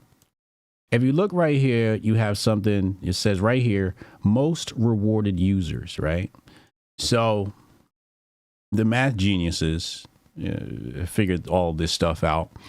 And basically what happens is we're going to create a group, right? A super group. And this super group is going to be called Hotepistan, okay? And this super group basically, I don't know if this is the right term, but it pays you to be a part of the group based upon your investment, right? So like the more you stake, the more you make, right? So you can stake on Hotepistan, which is really cool. So that's why I said I'm probably going to dissolve all of my membership programs across the internet and give exclusive access to myself through Hotepistan, right? And any communication I have, it won't be through Telegram, it'll be through Hotepistan. All communication will go through here. And a lot of it is because it's from a company I trust more than other companies. And they have end-to-end encryption and a whole lot of other features I don't want to get into right now. But the more you stake, the more you make. They got the super token for Super DApp. And yeah, so this is a way to like still hang out with the Hoteps in our group chats, but every month you put a little bit of super in there, right? And you get a little bit of super back for staking that on our group. So the staking is a big thing. And then I'm going to show you Pegasus. Pegasus is fire. Hold on. Wait. Oh shit. Hold on. I don't think you're supposed to know about that. Wait a second. Or am I thinking about another product? Hold on. All right, here we go. Can you guys see this? Hold on. All right, so boom. So this is the Syscoin ecosystem. And as you can see, it's very large. Okay. Yeah. It's not out yet. I'll tell y'all about shit that's not even out yet. All right, let's act like I didn't say that. Y'all just got some alpha today. Y'all got some serious alpha, especially from Crypto Blood and me now.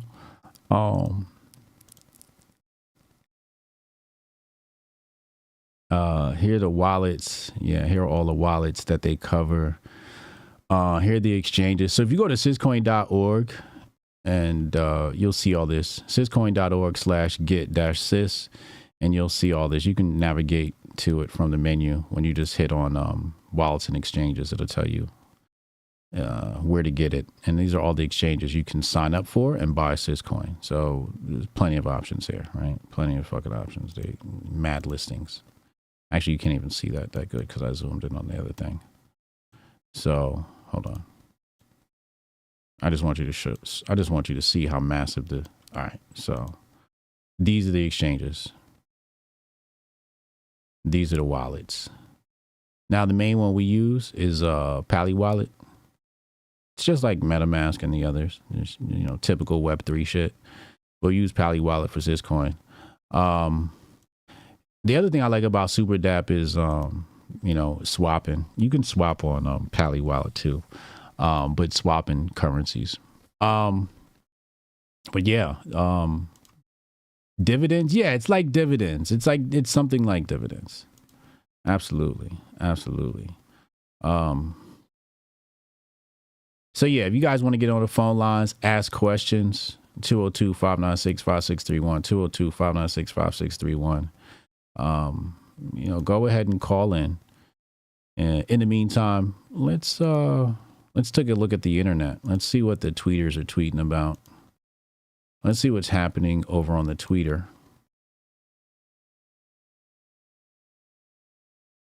You should see it now. There we go. All right, so we're gonna go to the trends. Let's see what's trending. Dembele, WNBA, Barco, Blake Griffin, Dubai. Why is Dubai trending? Jerome Powell's trending. We gotta see why Jerome Powell's trending. Dubai airport looks like an apocalyptic movie. Videos of the flooding are insane. I've seen some blaming climate change. I thought this was an inevitable thing, though. I thought flooding in Dubai would be inevitable. Like, it's in the middle of fucking the ocean. Like, at some point, you're going to be dealing with a flood. Let's look at Dubai on the map. Let's find Dubai on the map. Hold on. And let's really understand where Dubai is.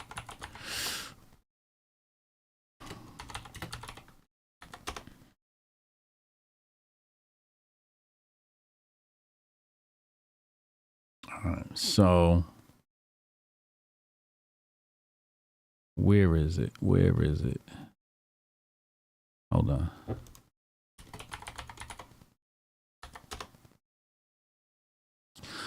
I want the island. Why won't it show me the island? Actually, the airport itself is inland, but it's right there on the coast. It's right on the fucking coast. It's right there. It's right fucking there. Hold on, let me bring this one up. It's right there.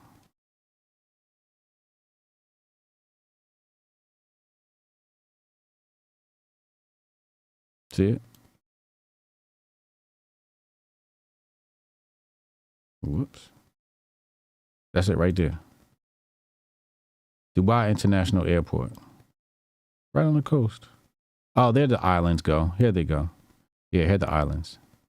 So the islands is middle of fucking nowhere. Middle of the fucking ocean. This shit definitely gonna flood. That shit gonna be underwater. All of this underwater. There's the Burj Khalifa. Yeah. So that was expected. You got your coastal, you're definitely getting hit, bro. You're definitely getting hit. That's fucked up. Hey, pray for the lives in Dubai. Pray for the lives. But again, this is all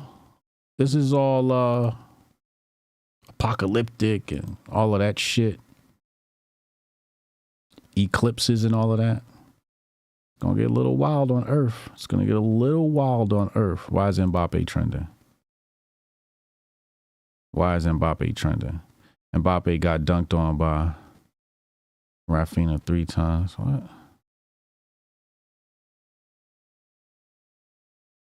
Wow. And then where's Jerome Powell? All right, so here we go. Let's see what's up with the homie Jay. Justin, Fed Chair Jerome Powell says recent data shows lack of further progress on inflation. I don't think he... Jay Powell here. I think now would be a good time for some transparency. The whole 2% inflation mandate and raise rates thing was to get you guys to stop buying NVIDIA. That didn't work out. It's the AI shit. That's an AI made video. I knew it was when I first clicked on it. Fed Jerome Powell speaks live.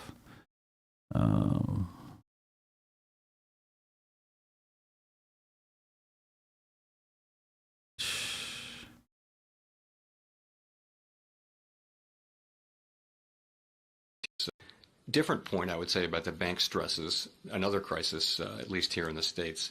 I do think we can and have learned the lessons of the stress of early last spring. And I would point to a couple things that we embraced pretty forthrightly. One was that supervision was not tightly focused on the right things, was not proactive enough, was not forceful enough. And we've tried to take steps to remedy that.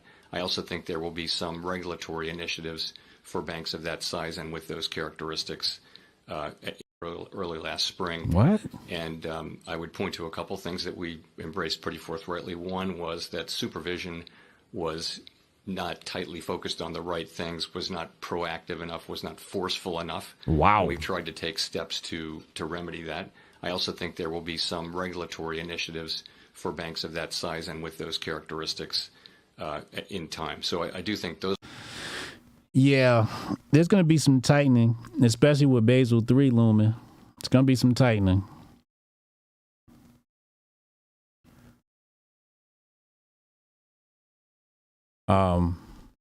Let's go to the Drudge. I just want to see if the Drudge has anything about this Jerome Powell thing on it. He falls asleep again. Judge warns jail if no show. Don accused of intimidating juror. Oh my God. They're still covering this. Yo, how is this Trump case like just trending on Drudge every day? Like, what are we doing? It's really weird. All right, let's type in Jerome Powell and see what's going on. The phone line's still open. Let me see if we got any callers. Oh, there goes Spotless. Spotless, call in, yo. I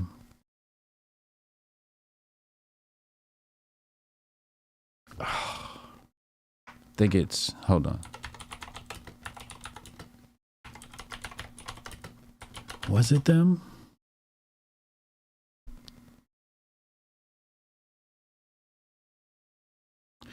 Who was it that I saw that said they were gonna hold? It was the UK. Yeah, it was the UK. Here it go. Yeah, here it go right here. Found it. I knew it was. I knew it was. Let's bring this up.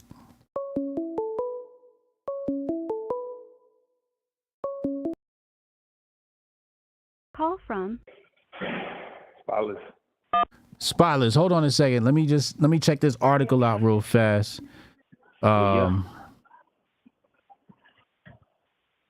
Yeah. IMF is yeah, so the UK bank has decided to hold interest rates. So you'll notice April 16th this came out, right? But they made this decision. This is old. That's old news. See right here, 4 weeks ago. I told you this was old. Look at this. 4 weeks ago, you'll see it says UK inflation is heading in right direction, but Bank of England isn't ready to cut rates. The Bank of England kept its main interest rate unchanged at a 16-year high on Thursday.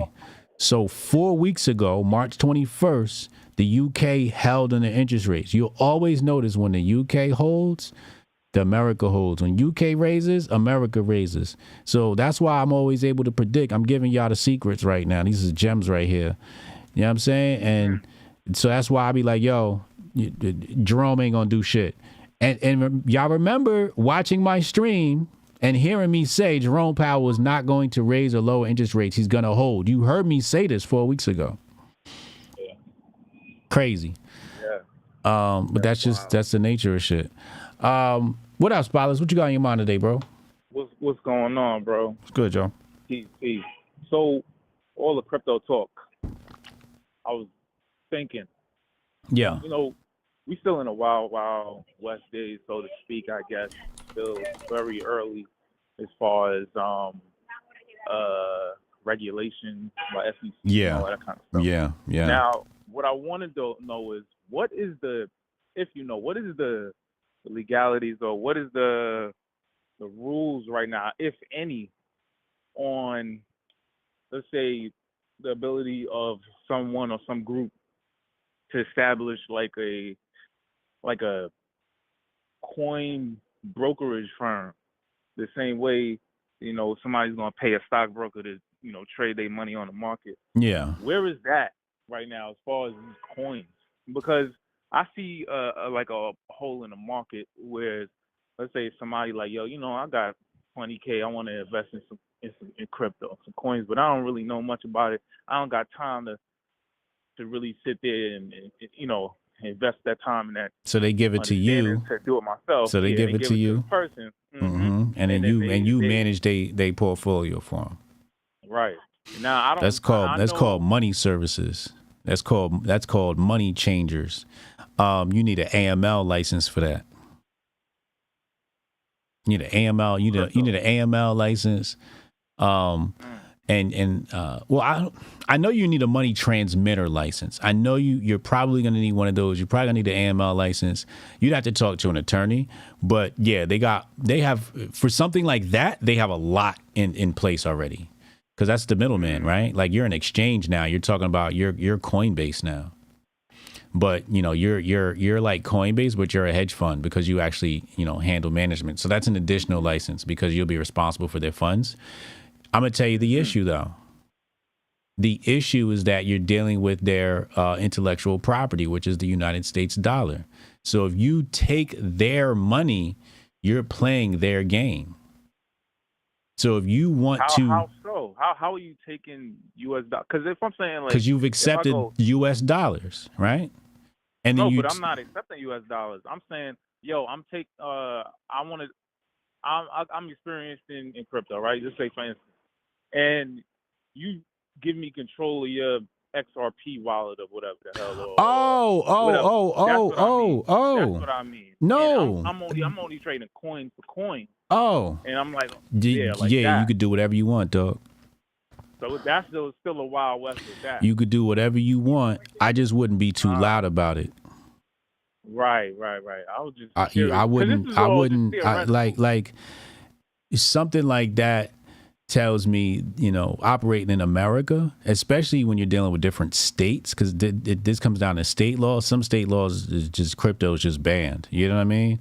So, you know, if you're, you know, transacting with somebody in one of those states, you know, I don't want to give legal advice, but you definitely want to consult an attorney about that. So that's why I said if it's, like a friend or something like that, maybe even a pool of people, the issue I think is it's different when somebody comes to you and says, "Hey, can you do this for me?" And you're like, "Okay." You're soliciting, right? As opposed to if you're soliciting. Now, if you're soliciting, you've entered a whole new ball game. Mm-hmm. Yeah. That's interesting. Because me personally, I don't have that expertise, but I'm like, damn, how is it that I haven't heard any? Well, maybe I'm not really in them circles that much to really hear that, but I'm sure there got to be. I'm surprised right now that I haven't heard of it. That's all. Yeah. But that's something that somebody with some money, well, like a good chunk of money and they access to people with some expertise, like. It is the Wild West, you know what I mean? Yeah, it's the Wild West right now. It's the Wild West and it's the gold rush. So it's just like, I'm over here trading. I'm over here trading, and I'm saying to myself, this shit need to be illegal. We should not be able to do this. This is way too much freedom. Because we printing money. Like I'm literally over here printing money. Just because I know what I'm doing. What you said yesterday about it's all about emotion. And all about like what is this? Like I was having a conversation about with one of my homeboys, and he not versed in it at all. And we always argue about. I tell him like, yo, just buy some Bitcoin. He like, I ain't fucking with that. I ain't fucking with the Bitcoin. I'm like, bro, just buy like $10 a day, bro. Or like, you know what I mean? For your son, like his son and my son same age. Right. I'm like, bro, come on. He like, I'm not fucking. I fuck with cash. I'm like, what is cash? All it is it's just backed up by, you know what I mean? Belief. Well, yeah, some is bombs and bullets, basically, you know what I mean, not gold. But like I'm like, yo, if everybody today, decided that Snapple bottle caps is currency, and you could trade it for cans of beans, then you know what I mean, that's what we're gonna be trading. So it's like it's like you under the spell of this shit. That's why I said, people talk about convincing people to adopt Bitcoin, and I'm like, you got to teach them what money is first. You'll never fully understand cryptocurrency until you understand the concept of money through and through. Hold on, I'm about to share. You just got an old school West Indian way of thinking about it, and it's like I get it. But there's a lot of propaganda that went into that. Yeah, I'm like, bro, come on, son. You're not even 40. I'm like, come on, you gotta think with me. Yeah. I don't want to think. So we every now and again, when I feel like messing with him, we argue about Bitcoin. So it is what it is. But I talked to his son about it. You know what I mean? Remember we spoke a couple weeks ago about, like, last week, I think, about my, I asked about my son. We talking about it. You gotta, let your homeboys talk to the kids. I'm gonna talk to his son because he don't want to listen. Yeah, you got the kids like know. My son is, Here's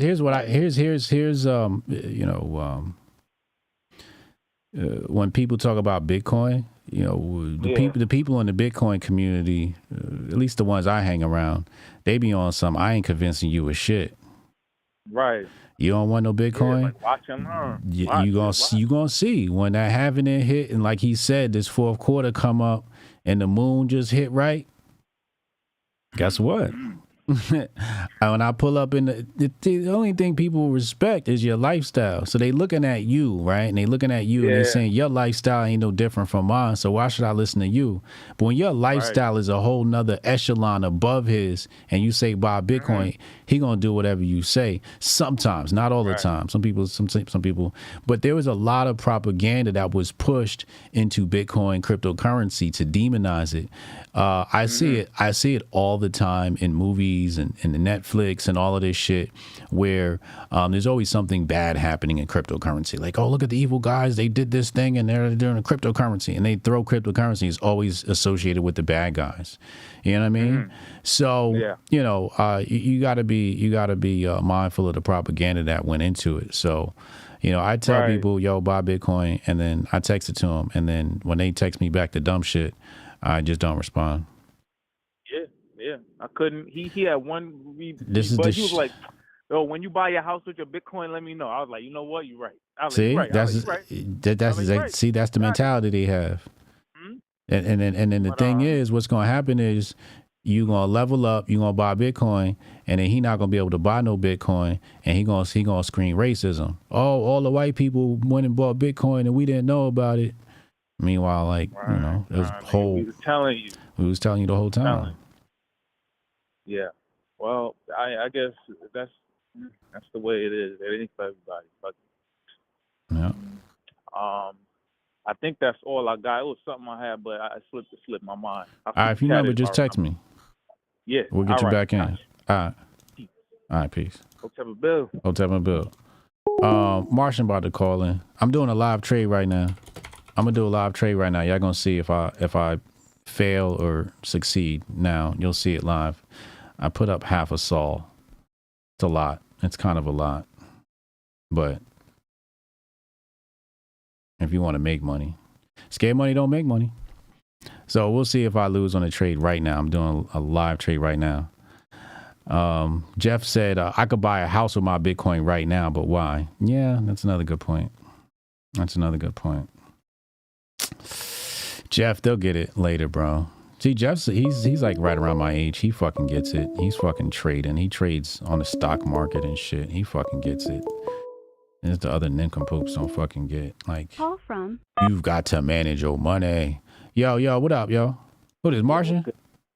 Yeah, it's Martian. What's up, man? How you doing, bro? I'm good. This weekend was pretty lit, not gonna lie. This weekend? Yeah. Why? What happened? What do you call it? George Mason, they had like a little Desi gala, and so some of my some girls I know that are Desi, they invited me to it. The food was amazing. Fire. It was phenomenal. And then I came back, and apparently Drake dropped a diss, and then Rick Ross responded 2 hours later, and I was like, ooh, I'm about to buy Wingstop. And lo and behold, Wingstop is about to push to a new high. Oh, you took my stock advice. Well, although I don't give out financial advice on this channel. So yes, you bought Black Wingstop. people like fried chicken. Yes, Yeah. yes. Black people love fried chicken. Also, I know that a lot of black people bought into Wingstop just because of Rick Ross. So like I figured like, oh, he's trending in the culture and he just bodied Drake in this diss. Yeah, it's over. I don't know if you heard it, but that shit was crazy. I thought the Drake diss was I thought it was oh, they rugging already. Oh, they rugged already. I couldn't make the trade. They rugged. They rugged early. They rugged early. I had to pull out. If you don't pull out, you'll get rugged. Watch it rug. It's gonna rug right now. Did you put in the OCO trade when you did it? Did I what? Did you start from an OCO trade, like order cancel order? Nah, it's just a live trade, just to buy at market price trade. Yeah. Oh, you're trying to buy in? No, I already bought in. I ain't sold. I got out. Yeah. So whenever you buy in, what a lot of traders do, day traders do, they set up OCO trades to stop the slippage. What's OCO? OCO is order cancels order. So there's a way that you set your price. So say if the stock or crypto hits a certain point, you can manually set the system to take the profits at a certain price point. But if it doesn't reach the price point, you can set it to where it still takes profits, where you still made more money than when you entered. Wait, say that again. So order cancels order trade is when you buy in, but when you buy in, you have to set up the parameters for when you want to take profits. So say if the price is pushing past resistance, but it doesn't hit the higher high, but it still is higher than when you bought in, you can set up to where the order cancels itself and it'll take profits. But you can also set it up to where if it goes above the higher highs and it hits the specific price point that you want, you can take profits automatically. Oh, okay. That makes sense. Yeah, it's like a limit buy or a limit order. Yeah. But yeah, the order orders all of it together though. Right. That's interesting. Okay. I have to look out for that. It's about to rug. This shit about to rug, yo. Y'all about to see a rug live. It's just a rug pull. It's just a rug pull coin. Sometimes. What's the what? What's the currency that you're looking at? Book of Sheba. Okay, I'm gonna look into that. Don't. It's about to be dead in like the next 5 minutes. Oh. Or the day. Oh, it's like a pump and dump. Yeah, it's a pump and dump. Oh man, no, it went back up. It went back up. I should have stayed in. That was all profits. Damn. I probably would have made like a percent there. Yeah, when I started looking into the stocks and when I started trading, did you know that there's pyramids in South America and in Egypt that talk about trading and how it aligns with the phases of the moon and whatnot? Yeah, that's why I said it's ancient times. Yeah, the sun and the money, the money and the stars go together since ancient times. Right, and there's specific pyramids in Sudan and Egypt and also in Mexico and South America where it's literally for money and it tells you when to like make these moves in business and whatnot. Oh, okay. Based on like the phases of the moon. That you can get a copy of the Farmer's Almanac. It'll tell you the same thing. Oh, the Farmer's Almanac? Okay. Yeah. But yeah, I didn't really have anything to say other than just watch you guys trading because me and my guys, all of my friends, they've been like into this stuff. We've been talking about it since like high school. We just weren't old enough to like start until 2020. So yeah, that's what's up. I got mad books on this stuff. No, this is what you need to study. This is what you need to learn. You need to know this stuff. You know, I was telling my kids yesterday, I think this stuff is, it's bare minimum, right? It's like this is, you know, it comes to being a man, right? It's like you got to have your spiritual system in order. You have to have your physical system in order. Make sure you're hitting the gym and all of that shit. And then you got to have your money shit in order. So this shit for us is like, you know, it's got to be very basic. Trading, managing your portfolio, that's very basic bitch shit. Everything else is extra after that. Right. Yeah. But I don't have anything else to add to contribute. That was it. Just when you can, listen to Rick Ross's diss against Drake. All right, say less. That shit was fire. All right, I'm gonna take a listen. All right, bet. So I got scared and pulled out. This one looks, I've never seen a rug pull look like this. This one is different. Usually I do the cat rug pulls, but this one's different. This one had a different pattern. Because that's what we're dealing with here is like pattern recognition. And I saw a pattern I was not familiar with. So I was like, oh no, this shit about to rug. So I pulled out. I probably could have stayed in and made some money, but I'll just wait another 20 minutes and catch the next rug. But at least I didn't get rugged. That's the good part. You don't want to get rugged. If you don't get rugged, you win. When you play the rug pulls, if you don't get rugged, you won. If you got rugged, then it's just, you know, you got fucking rugged and it sucks. Nothing sucks like getting rugged. But yeah, you can get probably like, I don't know, 8 to 10% on these. And then it'll dump. I'll leave it there so you guys can watch it dump. It'll be good. Actually, I can come back to it. It's gonna dump in like 5-10 minutes.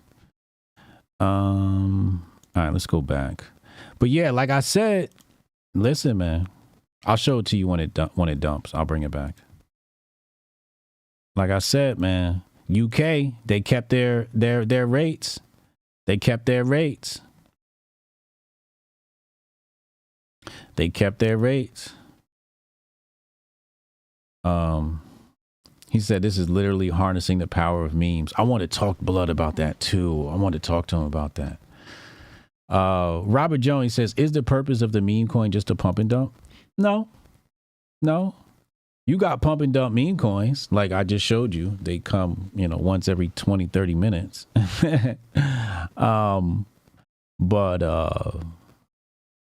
The meme coins, like I said, the meme coins are,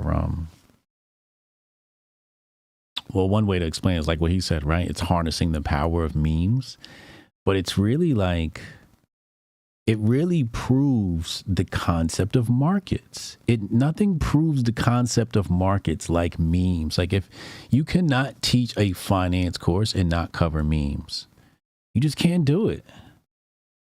You just can't do it. It's not going to work.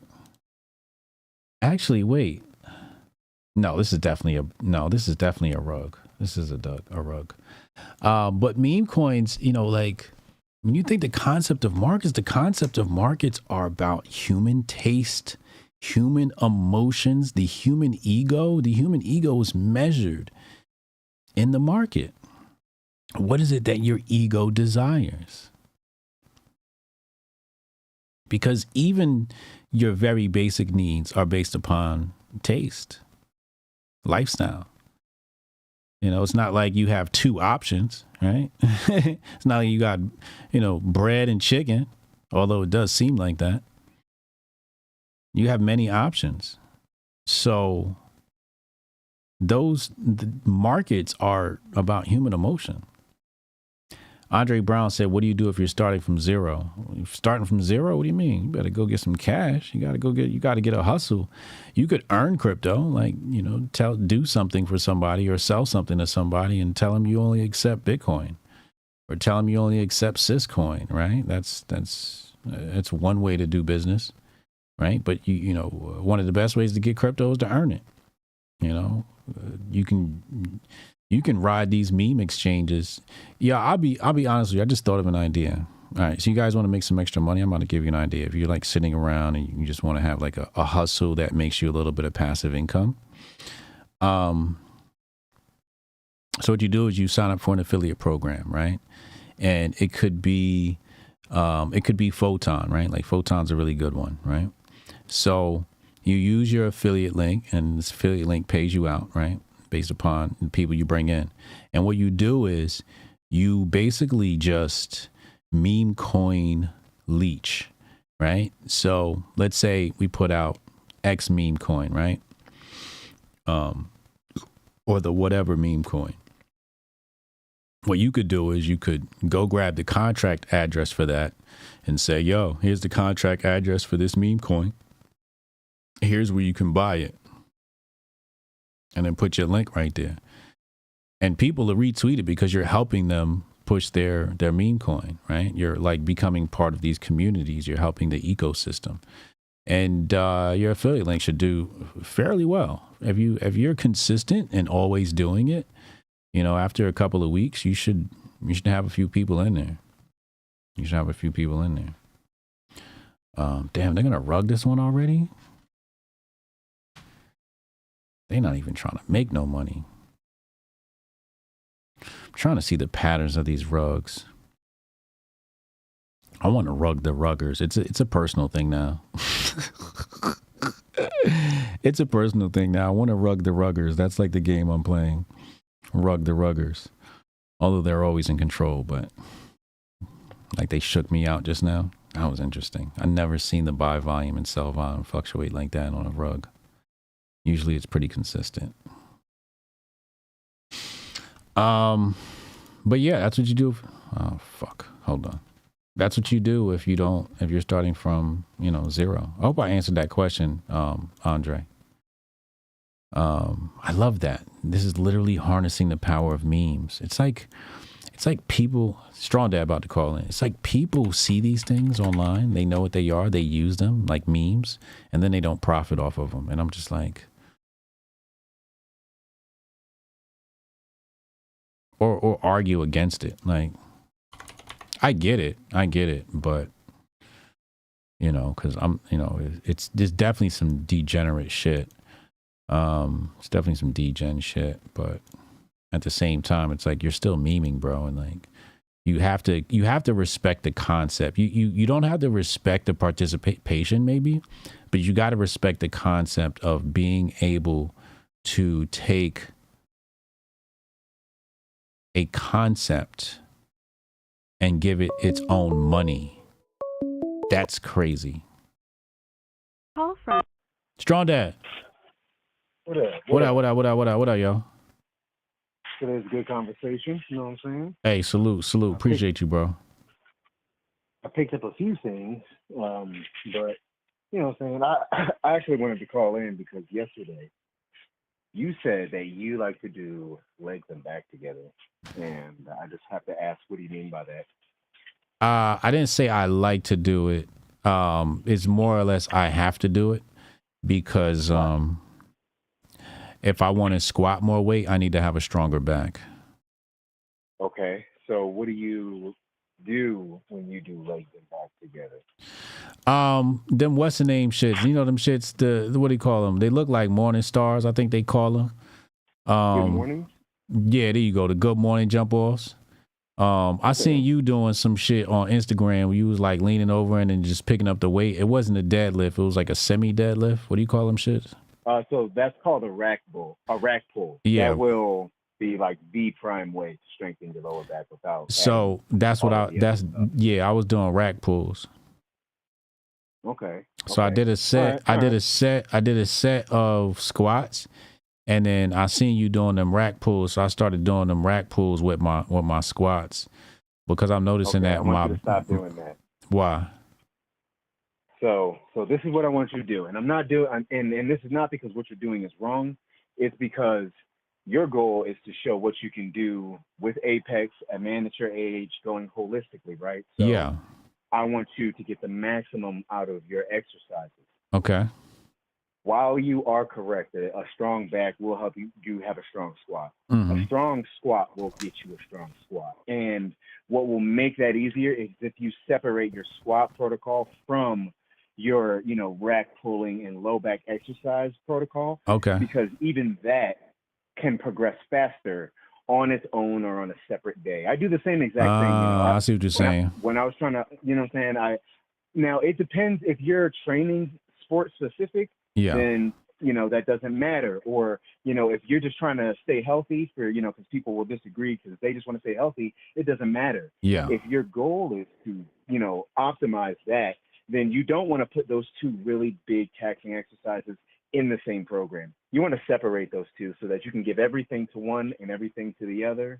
And then they will come together on their own holistically, as long as you add in, things that help build your glutes and things that help build your hamstrings. If you make sure that you're very focused on hamstring and glute development, then as you're working through your squat program, your squat's going to get better. That's something you can do that isn't a squat that can help, lunges and RDLs and leg curls even, these things will help strengthen your posterior chain without you doing a squat. And you can put that on your squat day and still go just as heavy in the beginning of the day with your squat and then do the rest of that later. Wait, what you said put with my squat day?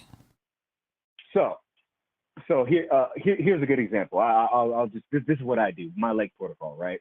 I like to pre-exhaust before I go to a squat. So I will do some hamstring curls on the seated hamstring curl over the line if you're able, depending on what you have. Yeah. And then I'll do some leg extensions, and that just gets my quads and my hamstrings nice and warm and ready. You know what I'm saying? Like get the horse warm. Then I go heavy on my squats. I do what I'm there to do. And then when I'm done that, sometimes I like to do lunges. Sometimes I do some extra shit, adductors and abductors, whatever. But you can structure it like that. You can also, if you have 2 leg days a week, this is a good idea. If you have 2 leg days a week, you can make a leg day that's focused on your quads, right? And, maybe your calves or something like that. Yeah. And then the second leg day, you can focus more on your glutes and your hamstrings and, you know what I'm saying? But if you're doing rack pulls, my suggestion, if you're doing rack pulls with your squat program, then you probably want to do literally what I'm doing, because I add those in my program and, I have to structure them properly so that I can squat and rack pull. Yeah. If, or you can just kind of switch it up and, just do a really good leg day and have a day where you actually do your rack pulls and your good mornings. You know what I'm saying? That makes sense. Like I said, there's nothing wrong with doing it together. I like this concept of pre-exhaustion. Yeah. So how would you do pre-exhaustion with chest? With chest? Yeah. What would you do to pre-exhaust? I don't do pre-exhaustion with chest. Okay. There's no reason to do that. Most people either do not enough volume or way too much. No one's ever doing the perfect amount of volume for the chest. That's like the last thing they figure out. And so if you've been doing a lot of chest, like a lot of chest. Show me a chest day. What chest day would you recommend for me? So my chest day is an upper chest movement. Right now I'm doing incline dumbbell, dips, and flies. And that's it. I just do 3 sets of each. I don't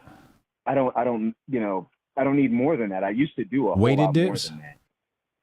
Weighted dips, absolutely. Okay, so you're doing the weighted dips and what else? You're going to get a lot out of your weighted dips. So Yeah, that's what The Rock today will said. be 3 sets of incline dumbbell press. Then I'll do 3 sets of weighted dips. And if sometimes I go up on my dumbbell press or my dips, and so I won't need to do flies. And Yeah. then some days I'm really feeling myself and I'll do flies. And, you know, if I have extra energy, maybe I slept good, ate good the night before or something like that, then, you know, I'll go 3 sets full on that. Or I'll do, you know, push-ups with a like a reverse grip on those, you know, like they have a perfect push-up. Yeah. You know, I'll do like a reverse grip push-up. I really like that. Helps me stretch my chest. I got long arms. Yeah. And then that's it. But you don't need to pre-exhaust your chest. You just need to make sure it's warm before you. So you usually go do in. three. If anything- You usually do 3 chest exercises. What about the barbell bench? What kind of? I like the barbell, man. I'm trying to get to 225. Like, what's up?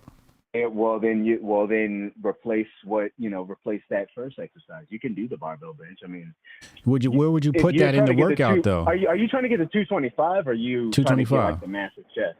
Trying to get to 225. Yeah. Trying to get, all right, you know what I'm saying? So you're trying to get to 225, then you should just build a program around your bench press. You don't need to do anything else. You just need to bench and learn how to bench good. Okay. You know what I'm saying? Your technique and all of those things are going to matter. Yeah. Finding your leverage points perfectly. That's what gonna I matter just realized. That's what I just got perfected. Because when you hit the bench, right, you kind of got to squeeze your back. So you're like, and then arch your back. So you're like, got the bench on your, what is that, the lats or whatever that is? Or is the traps between the lats and traps, I think? And you kind of like squeeze. That arch is a really good idea for, you know, it doesn't have to be exaggerated, but a lot of people, you know. No, what I'm saying is I take my lower back off of the bench and put the pressure up on my back shoulders. As long as your butt is still on the bench, right? Yeah, And yeah. It's not like an exaggerated arch. No, Okay, no. That's perfectly There's this fine. kid, there's this kid who comes in. He annoys the shit out of me, bro. He comes in, he puts 225 on the bench, right? Then his ass is off of the bench and he's doing like these quarter reps. And I'm like, yo, what is he doing? Yeah, really bad guidance, but you know, that shit. What we is get that? when we're teenagers. You know, Is that a thing? It's him being an idiot. No, it's him being an idiot. He just wants to look like he could bench 225. I'm looking at like, I can do that, bro. Like, you're not doing anything. Like, do you a don't bench. have to do all that. Exactly. Yeah. You don't have to do all that. And also, you want to know what? A secret to getting to 225 that people never consider or maybe stray away from because they think that it's Can I guess? cheating is what? Push-ups. No, the Smith machine. But push-ups is a really good The Smith machine? Really? The Smith machine. Wait. Yeah, doing your bench press on the Smith machine can really help you on your sticking points. So if you're not advanced enough to know how to do break sets with your bench press, you can just get on the Smith machine, set the stops, and it's a fixed movement. You can really focus on your technique and not worry about balancing the bar. But it can help you get to 225 because it can help you correct a lot of shit that we do wrong when we're benching. That's one way. Another way that can help you get to 225 is a free weighted break set. So, you know, the same way like when I do rack pulls, the safety racks are up, so the bar's up, right? You put that right above your chest level. Or you can put that right at the weakest point of your actual bench press. You see a lot of, you know, strong men and, well, not strong men, but like a lot of power lifters. You see them do like these weird setups where it's like a partial range of motion because they're training that area, that range of motion where they're weakest sometimes. So it, you know what I'm saying? Like that's what the rack pull does for me. I'm weakest right there before I pass my knees. So that's why I like to train at that spot because I can already deadlift heavy, but it's the, you know, it's that zone where my form dies because I'm weak there. So that's something you can do for your chest as well. That can help you get to 225 pretty fast. I mean, literally, if you step away from the bench and, you know, your bench goes down, it doesn't take but, you know, 3 weeks to get to 225. I'm being honest here. If you're doing it the right way, you can get to 225 pretty fast. Really? You know, some people go, well, what about your genetics? And, well, they're bitches. So don't listen to them. You can get to 225. You can get to 225 pretty fast unless you actually have some shit going on with you. If you got shoulder issues, right? Let's say you're trying to improve your bench, but you always have them shoulder pains. Yeah. You need to work on your upper back. You know what I'm saying? You need to work on your rear delts. You need to pay attention to the muscles you can't even see, you know, where you can't lotion and shit. You pause. You need to work out there. That's going to help relieve that pain and correct some of those posture issues that give you a bad bench press. And that's something you can do offhand without assessing what your actual problem is. And you might end up being just fine after that. Okay. No, that makes sense. That makes sense. But yeah, I just wanted to make sure, you know what I'm saying, you're getting the gains you really want. Yeah. That's it. All right. No, I appreciate that. It's very helpful, Hell sir. yeah. Strong dad on the chat. Absolutely. Yes, sir. Word. All right, man. You know what I'm saying? All right. Hotep Much and love, Bill. y'all. All Hotep right. and Bill. Hotep and Bill. Interesting. I'm just gonna definitely choose to modify. It's helpful. I'm gonna modify my workout based upon some of that advice you gave me. Interesting. I'm thinking about goals and got me rethinking. This is a weird rug. This rug is, I've never seen a rug like this before. This is I think what happened on this rug is, I think they didn't get the volume they wanted. So they had to jolt it. And that's why it looked funny. I don't think the initial volume came in like it was supposed to.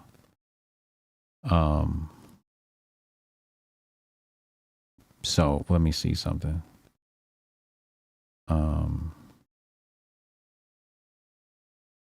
This was minted at 51. It's kind of old. It's kind of old to not have moved.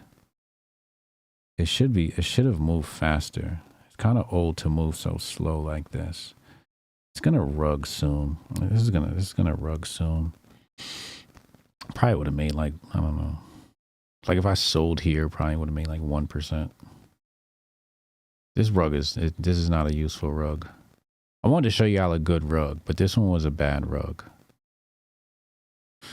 But there's some good ones. There's some good rugs. Do not try this at home. Trained professionals only. Please. Please. Trained professionals only. Please. It's not financial advice. All right, let's go back. Ryan Dawson's on my screen. What is he talking about? Andrew Tate enrages white replaces crowd. Says here,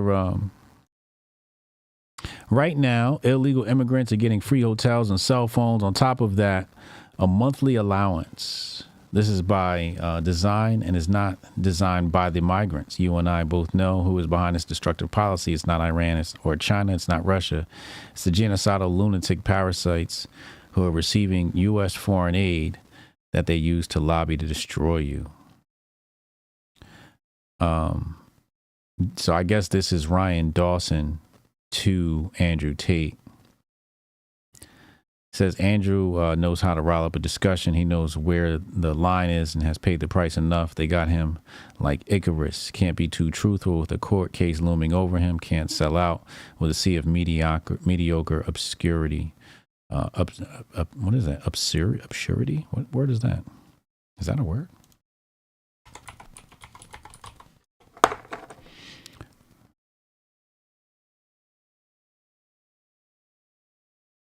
It's not a word.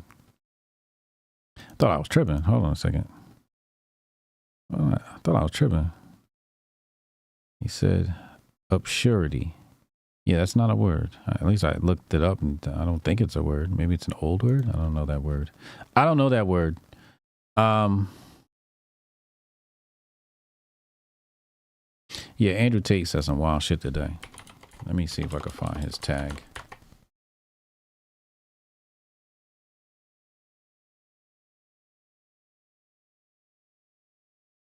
He said it was like a message to the white man type shit.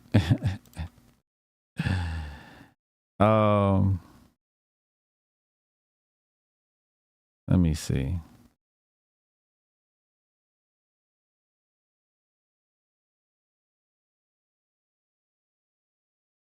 Where is it? This nigga got some crazy. What was he? He was beating up on people? What the fuck is going on?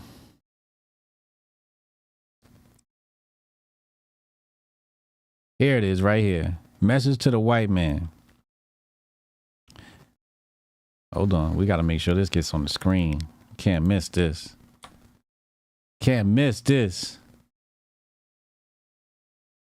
All right. Absurdity. It's a typo. Okay, absurdity. All right. I was about to say. Dear white men, you're fucked.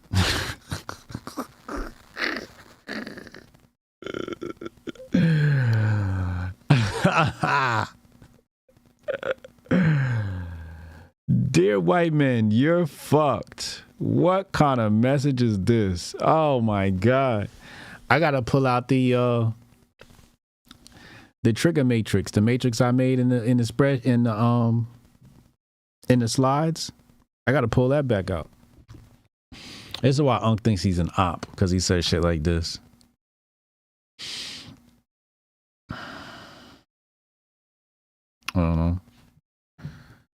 What? Hey dude who I've never seen before in the chat is talking to Strong Dad like he hasn't known Hotep Jesus for 5 years plus. I missed that. No, Strong Dad. What's his protein intake? What's his body mass? What's his goal? What's his historical physical achievements? Was he a baller or a gymnast? What is he talking about? He said, no, there is no protocol. You think you could train like Mayweather and be Mayweather? Your warrior DNA is not the same as anyone other's. What?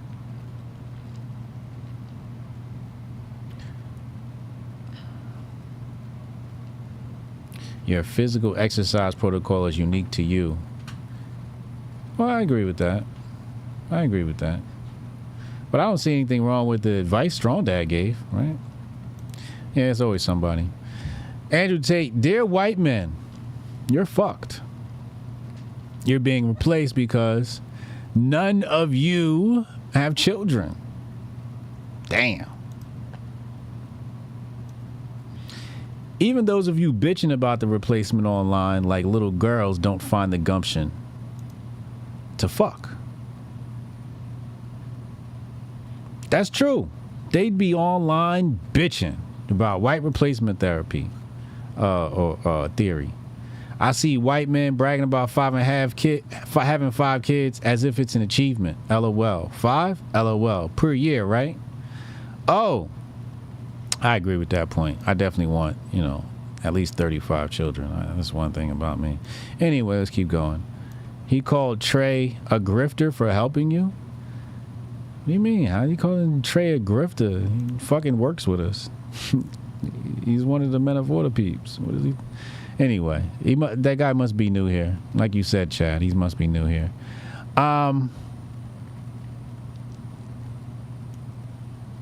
Oh, all you white boys lost control of your women and now they won't accept multiple wives anymore. Damn. Now they tell you they don't want kids anymore. One's enough. They don't want to do their God-given job anymore. No, they want Instagram likes instead. Damn.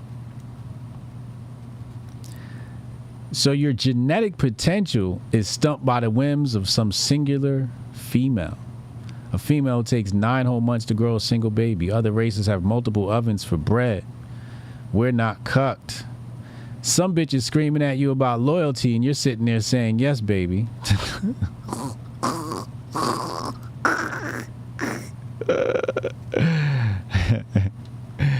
Tate blocking everybody that said he ain't raised his kids. Chad said, how many of his alleged children does Andrew Tate actually even know? Not much of a legacy if you don't even know your kids. Oh my God. Damn. This shot's fired up all places. Fresh Mike, Tate is trash, period. Oh man, here we go. Jerking off to porn when she's asleep and maybe cheating with a side bitch. Condom on. Oh no, I couldn't get another woman pregnant. My wife would kill me. Total fucking losers.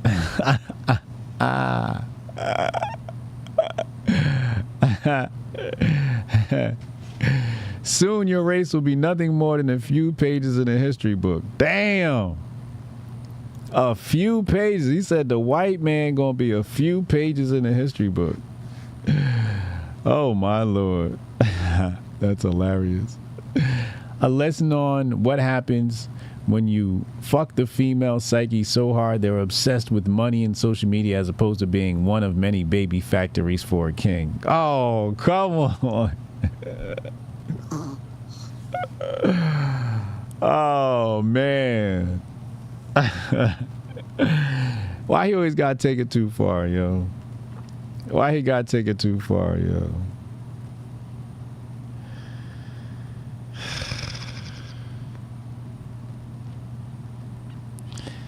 Fresh Mike, it's a very heavy gatekeeper vibe. No worries. Just keep being you.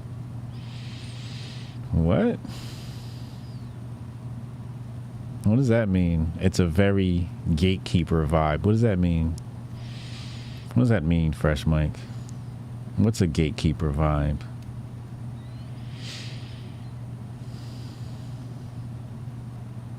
What does that mean, Fresh Mike? You're giving me the heebie-jeebies with that comment. What does that mean? Do you need to call in? I think you need to call in. 202-596-5631. I need you to explain yourself. I think I need you to explain yourself. What does that mean? Gatekeeper vibes. Made me want to go home and work on my third today. This is some crazy advice.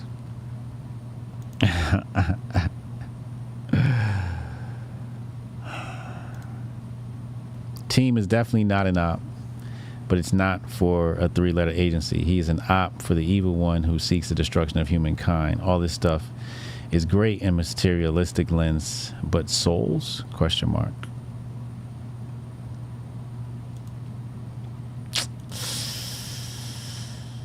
The manosphere, the workout world, and who's talking about it on the internet. Who's the gatekeeper, though? How did you get gatekeeper vibes from this? What do you mean?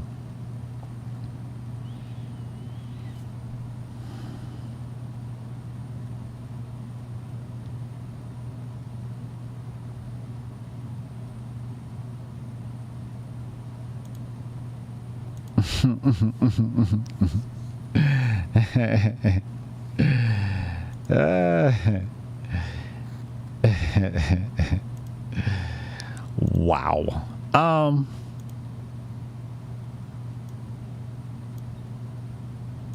30 children minimum for the Dons. That's interesting. I chose the number 35, and here he is saying 30. 30 children minimum for the Dons. White people? Question mark. Go talk to your best friend, aka your wife, about what to do this weekend. Oh my God. Maybe you can take a nice walk around IKEA. Enjoy extinction.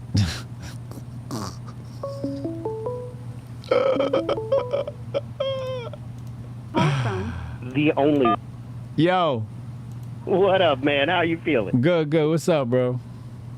Not much, man. I was just trying to tell dude that anywhere you go, on any chat room, anywhere where you try to talk men's health, working out, protein, food, there's always going to be a bunch of people that are like, I know more, I'm the gatekeeper, I've worked out longer, I'm healthier, blah, blah, blah. And everybody jumps usually on a person that's not just going along. And I'm telling the dude, no, stay in the chat. We like voices. And then after he said much respect to Strong Dad and much respect to Protocol, HJ, sorry.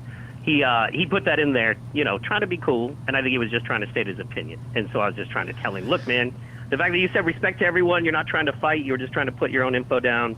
Look, man, anywhere you go, it's going to be dudes being dudes. Just, keep being you, keep contributing.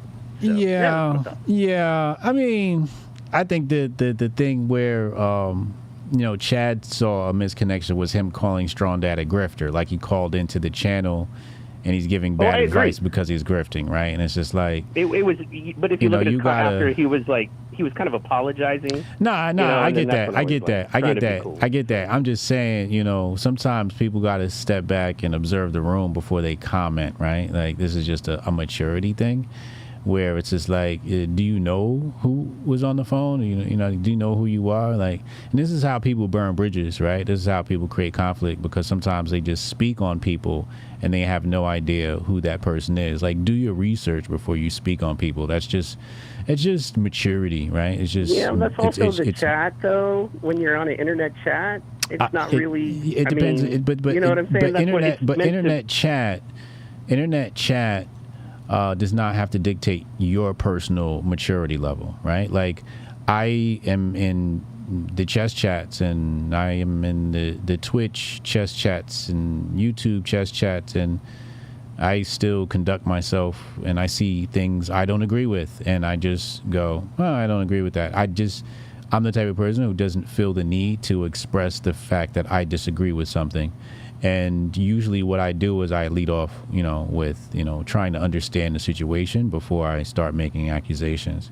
But you got to, read the room, observe, know where you are before you jump out the window. You know what I'm saying? Because, it's like the old saying, you're on the way to a job interview.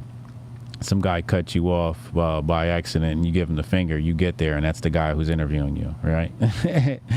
Life is funny like that. But I mean, if you want to come in and chat and talk shit, like you said, you're gonna get your ass whooped in this Hotep chat.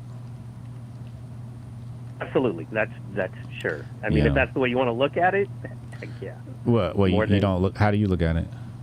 Differently, but it's fine. No, but how do you look at it? Differently than that. I just don't want to get into it here. Me and you can talk offline. I just don't want to. No, let's explain it now. Like, let's talk about it now. We making content. It's okay. I'll talk to you offline about it. But I don't want to talk about it offline. Like, when I get offline, I only want to talk about money. I don't want to talk about the bullshit on the internet when I go offline. I only talk about the bullshit on the internet when I'm on the internet. I hear you. Me neither. So fair enough. But I think that's a valid point, man, for sure. So absolutely. Definitely, if you're you being want people corny, to, Mike. I got to be honest with you. You're being corny, bro. Being corny? You're being a lib. You're being a lib. You're being a snowflake. It's not very manly of you, sir. I need you to fucking grab your nuts. Look, man, we're not in the lunchroom. You're not gonna pick on me. You're not gonna bully me into being a man. That's the exact angle I'm talking about. You feel like you're being bullied, and that means you've positioned yourself as the punk. No, I need you to position yourself as the bully in the room, not as the punk.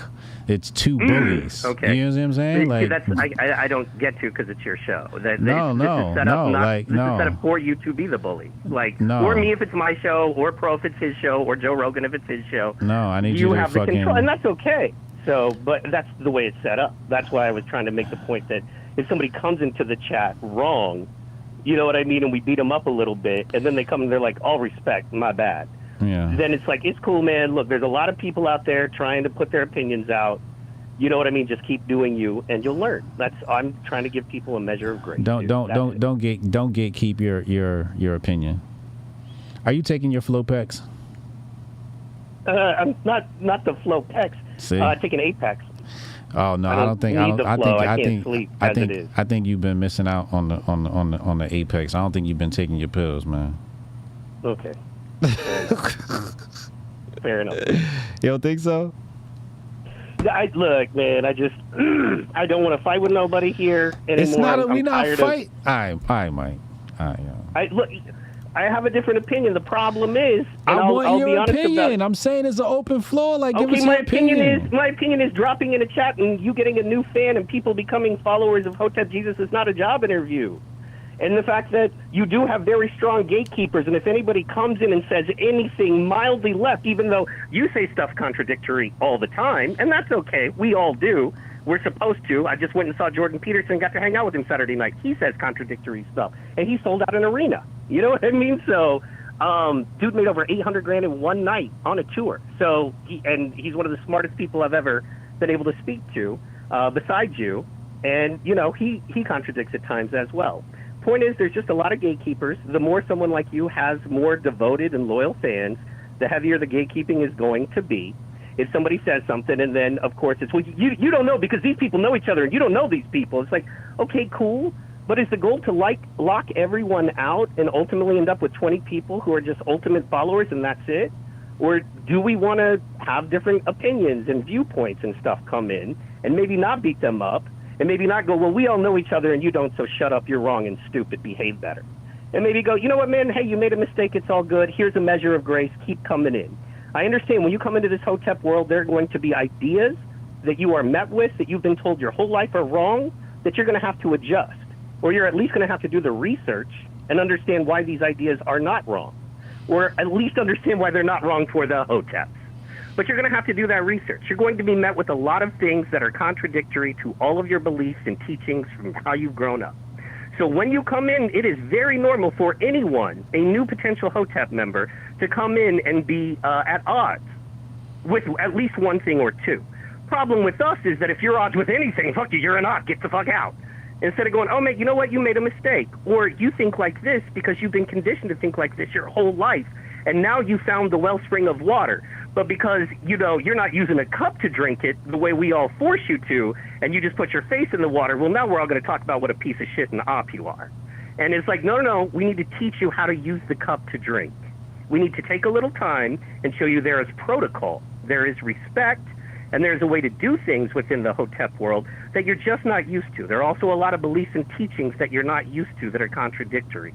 So when you come in here and you have that initial backlash, that is your conditioning that is backlashing, not who you really are. Because if Hotep resonates in your spirit, all of the stuff in your brain that's been taught to you and instilled in you will fall away because the truth will remain, which is the Hotep truth. So you come into our chat, you say something stupid, and 47 people tell you how you don't know shit and you're a piece of shit, you might not come back. Even if truly in your heart you're a Hotep person, you're just hearing this information for the first time, and it's, you know, completely antithetical to what you've been taught before. So I like to give people a little bit of grace, a little bit of time, and I like to not think everybody is an enemy or evil as they come in, and some of them are. Just like that Homelander dude when you were on your Spaces the other day, right? That dude was clearly a op. So, but not everybody is. Black Homelander, when you were on your Twitter Spaces, that dude scared me. I was like, holy shit, he was real. definitely an op, yeah. Yeah, no, and not only that, but like my phone was tripping. So I hit protocols like, is your phone tripping? And my phone was doing the thing where, you know how if you plug your phone in with a bad charger, it like flickers, you know, and it like it does the weird, and you pull it. When I try to go into your space, it did that until the last 10 minutes when he was talking, and then it was fine, and I could hear you just fine. All right, cool. All right, well, yeah. Chad's about to call in. He's the one that started all this shit, so we're gonna listen to him and then hear him out. All right. All right. Thanks, man. Hotep. All right, thank you for your opinion. Finally, thank you. All right.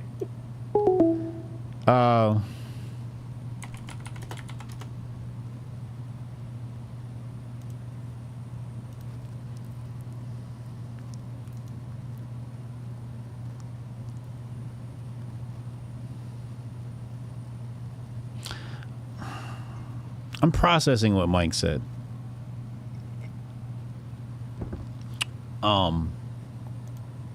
I don't think I can fully process what Mike said until Chad calls in, though. That's what my, like, as I'm processing, it keeps going, you know, prerequisite Chad, like every thought I have. All right, here we go. Call from. I'm not saying the N-word. Stop. To accept. Yo, what's up, yo? I didn't know if you were gonna cut off before my name came up on the thing, so I wasn't sure. I let it play. You let it play. All right. Yeah, because sometimes you know who it is, and so you just jump right into the call. Yeah.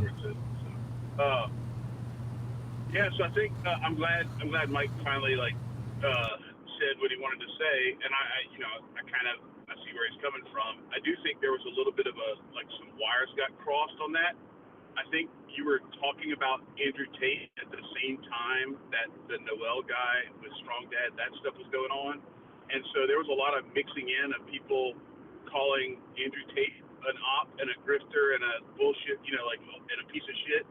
and so there's a lot of he's a piece of shit, he's an op, and all this stuff, and maybe there was some misunderstanding that was directed at. Oh, okay, that makes sense. That's why I didn't understand. I'm like listening to Mike, and I'm like, when did all this transpire? Like, but those are the comments towards Tate, but they thought it was towards Noel. Oh, okay. And those of us who were who were listening to what you were saying and were actually commenting, because I was commenting on Tate a decent bit. I think we all knew, we kind of saw, it didn't get lost in the sauce for us. But I think maybe it could have been easy to misconstrue some of that, because if somebody says, "Oh, he's an op, he's a piece of shit," like, and they don't know who he is, it could be either of those two people, because there's conversations going on about both of them in the chat. So anyway. If I may. Yeah. Go ahead. For some slander. Wait, you cut off. You You said the last thing you said was slander. What? Oh yeah, I said allow me to defend myself against. Give you credit. You didn't mention my name. I appreciate that, but it's more like defending, I guess, the concept more so than myself. I don't care about me, whatever.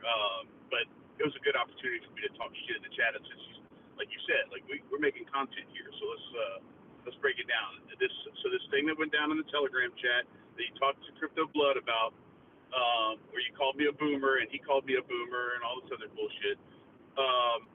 You mentioned like even your grandmother had to migrate over to a smartphone, and I appreciate the fact that you said that, because that was kind of exactly my point. The reason why the smartphone transition for grandma was easy is because the people who made the smartphones and who made the operating systems and that technology made it to where it was easy and accessible for grandma to just tap a screen, touch a couple of buttons, touch this, touch that. Now she can just put her thumbprint on there and whatever. And it was very simple. And all I'm saying is, like, there's this expectation that everybody has to, graduate to the level of Hotep Jesus or Crypto Blood or Bitcoin Zay or, whatever, to get to the point where they can actually just function in this thing. And I think that, like, the point I was trying to make is not that, like, I don't like having to have, like, my key phrase, stored somewhere or anything like that. It was just, if I have to have, like, all right, so first you get this wallet, then you get that wallet, then you go on this exchange, you go on Coinbase, then you buy this. That's not the thing that you're trying to buy. You got to buy this, and then you got to transfer it to that other wallet, and then you got to transfer that wallet to this other wallet. Then you got to have that wallet, because that only does these two currencies. And so then you got to go back to the other one, and now by the time you get through 17 different steps, and your credit card is on 3 different platforms, and you got all these different phrases that you mixed up, the average, even like a normal 25 to 30-year-old is going to be like, what the fuck? Nah, never mind. I'm good. Like, just where do I get the chip stuck in my arm?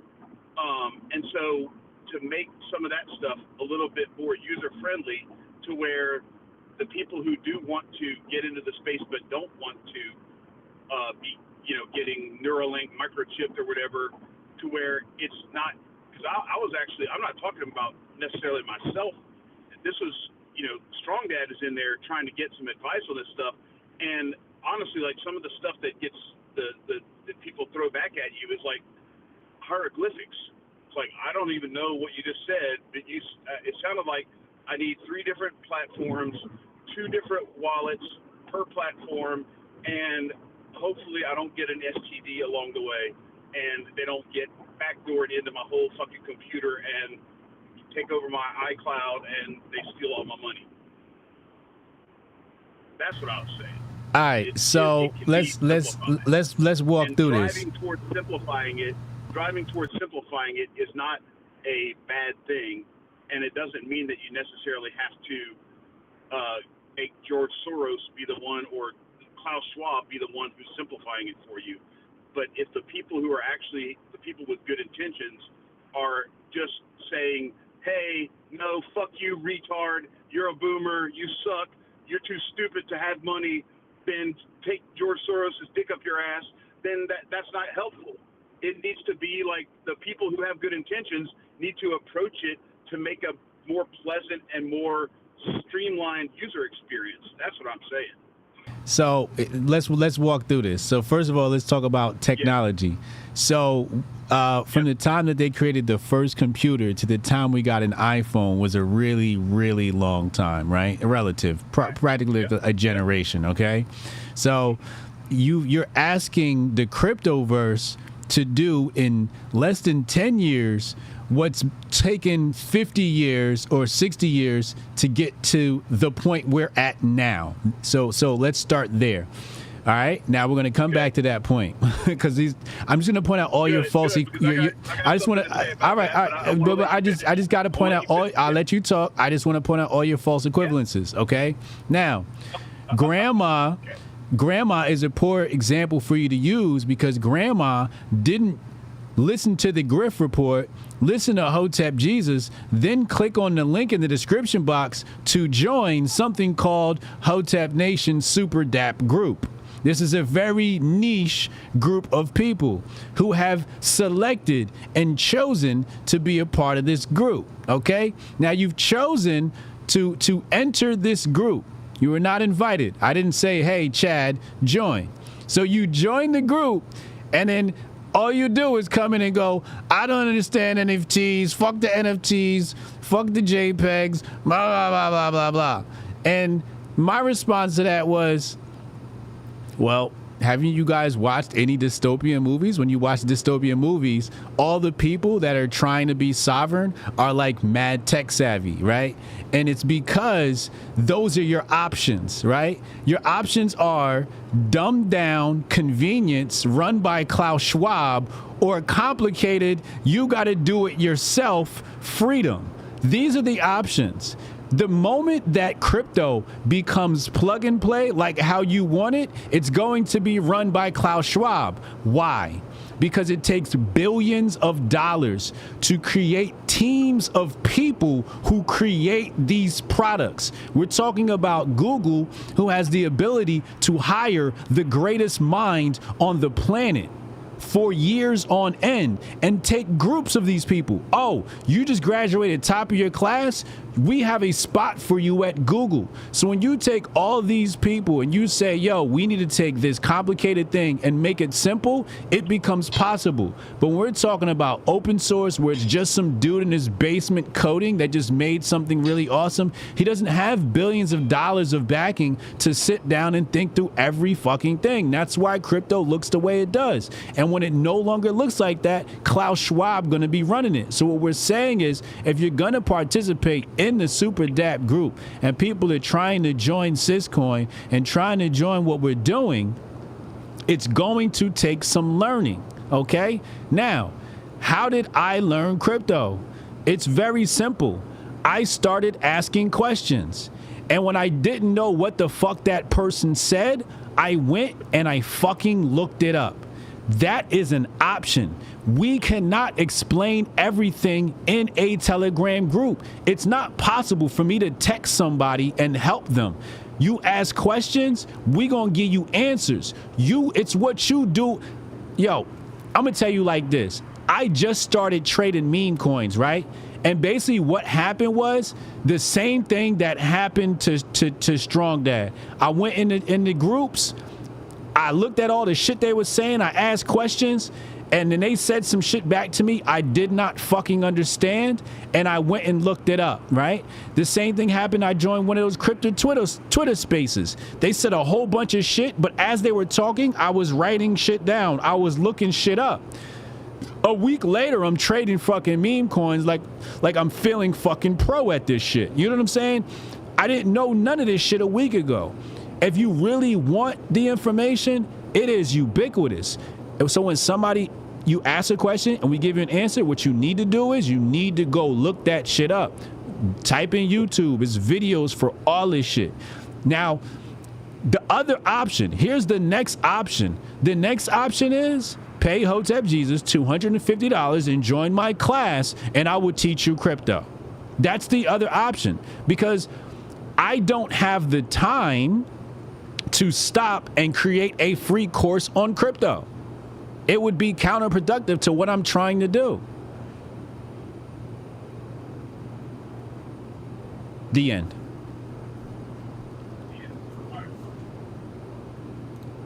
I can't hear you. Yeah, I'm here. No, I said the end. Oh. No, I get you, and I understand where you're coming from, and I think I don't necessarily disagree with with the argument that you made for the money and the backing, but we are talking about there's a lot of really smart people, and the coding is what a lot of that money is spent on. A lot of these people have the capacity and the ability to do the coding. I think what the thing with Strong Dad in particular, he's a dude who works with his hands and is training in the gym, and it's not the same as you, who has a background doing tech stuff already anyway, where some of the shit, his whole thing was I don't understand why everybody's talking like they don't want to tell me. Are y'all afraid that y'all are I'm not gonna hold you accountable for leading me down the wrong alley or something like that. I just need somebody to tell me what fucking app do I need and and that's what I think he was getting at. Is some of the stuff it comes off as maybe not gatekeeping, but just kind of close to the vest from a lot of people, where it's they tell you but they don't tell you kind of thing. And that was where he was coming from, and so I was just saying this is a thing where people were trying to I don't know, there's a way to do it where it's not, well, you're a dumbass for not knowing this already or whatever, because we clicked Dave Chappelle said, you clicked on my face, bitch. Yes, I know. So here's what Trey said, right? He said, I actually want someone to treat me like I treat my fitness clients. I don't give them a list of YouTube channels and links. I give them step-by-step instruction. It's up to them to execute properly or not. And crypto you can't really translate the crypto verse to working out. It's only a set amount of machines in the gym and muscle groups. And it's you got back, you got legs, and it's over, right? Crypto it's very fucking complicated. It's a lot of moving parts. So, what it is you need to level up your basic education. So when you ask a question, it's laser fucking targeted, so that, because sometimes a bad question leads to a bad answer.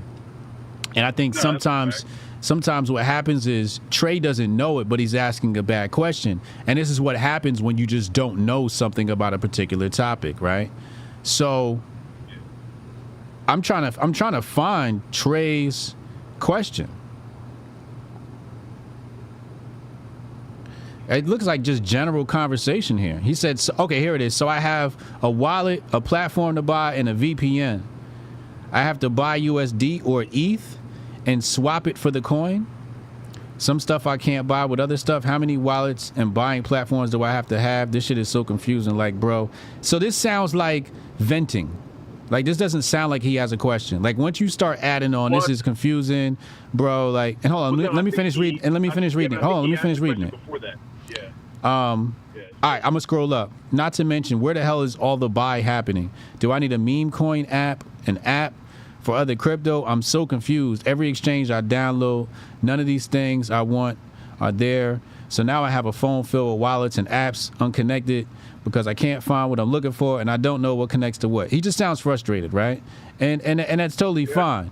But frustrated in group chat is going to get you frustrated responses, right? So it's much better to just ask a singular question and then let somebody answer that shit. You know what I'm saying? And then ask another question, a follow-up question, to that. I don't see his previous question, though. I think he was just creating conversation about crypto. Correct me if I'm wrong, Strong Dad, but it sounds like he was just in the chat just talking shit, venting, right? That's what it sounded like to me. That's why I didn't take it serious. Like I just read it and laughed, right? And then so I didn't really take it as. And then Renee did a good job, I think, of like later on, kind of coming back and giving a little bit more of a concise, kind of detailed approach for like how he does it. Basically, I think that's what he was asking. Like, yeah. All right, what do you have? What do you have on your phone? What we need to ask on that is, what does he want to do? Well, I think he was like looking at like, all right, he wants to trade AOC coin or whatever. All right, how the fuck do I get from I don't have shit to there? Like if I don't have. I explained that yesterday. I explained that during the stream yesterday. If you can download an app, you can trade meme coins. Trading meme coins is probably the easiest thing to do. You don't got to bridge shit. You just need Solana or whatever chain it's on. You got ETH meme coins, but Solana's popping right now. You just need Solana. But I think he's got. See, the thing is, he's got that extra step because it's illegal where he's at. They don't want you transacting, so he's got to go VPN, and then, so that means he probably can't get Coinbase. So for him, he'd have to like Cash App somebody for some Bitcoin, right? Or VPN out, right? Yeah. Or VPN out and use like his credit card or his like Coinify or something like that. He's in a bit of a conundrum. He's different. He has a different scenario. His isn't as cut and dry as download Coinbase. Yeah. Well, so I've never done this, but I know I sent because it just like converted it on the fly when I sent you, because I sent you a couple of like super chatty whatever type things on Cash App, and I sent it to you in Bitcoin. Now, can you transfer that to a wallet directly from there, or is it some bullshit like? Wait, can you do what? Custodial shit. When I Cash Apped you Bitcoin. Yeah. Like I didn't actually have Bitcoin on my Cash App. Right. I just, it said like, do you want to They send swapped that as it. Bitcoin or whatever? Yeah, they swapped it. But so what I'm asking is it just custodial there, or can you actually send directly from, like, do you have a wallet? Both. You can send it Both. from Cash App to an external wallet? Both. It is, okay. Both. Yeah, if you buy Bitcoin and Cash App, you can send it to your wallet. You got a KYC though. Okay. Fuck that. You got a KYC. Most places gonna make you KYC. Especially when you're dealing in USD, you got a KYC.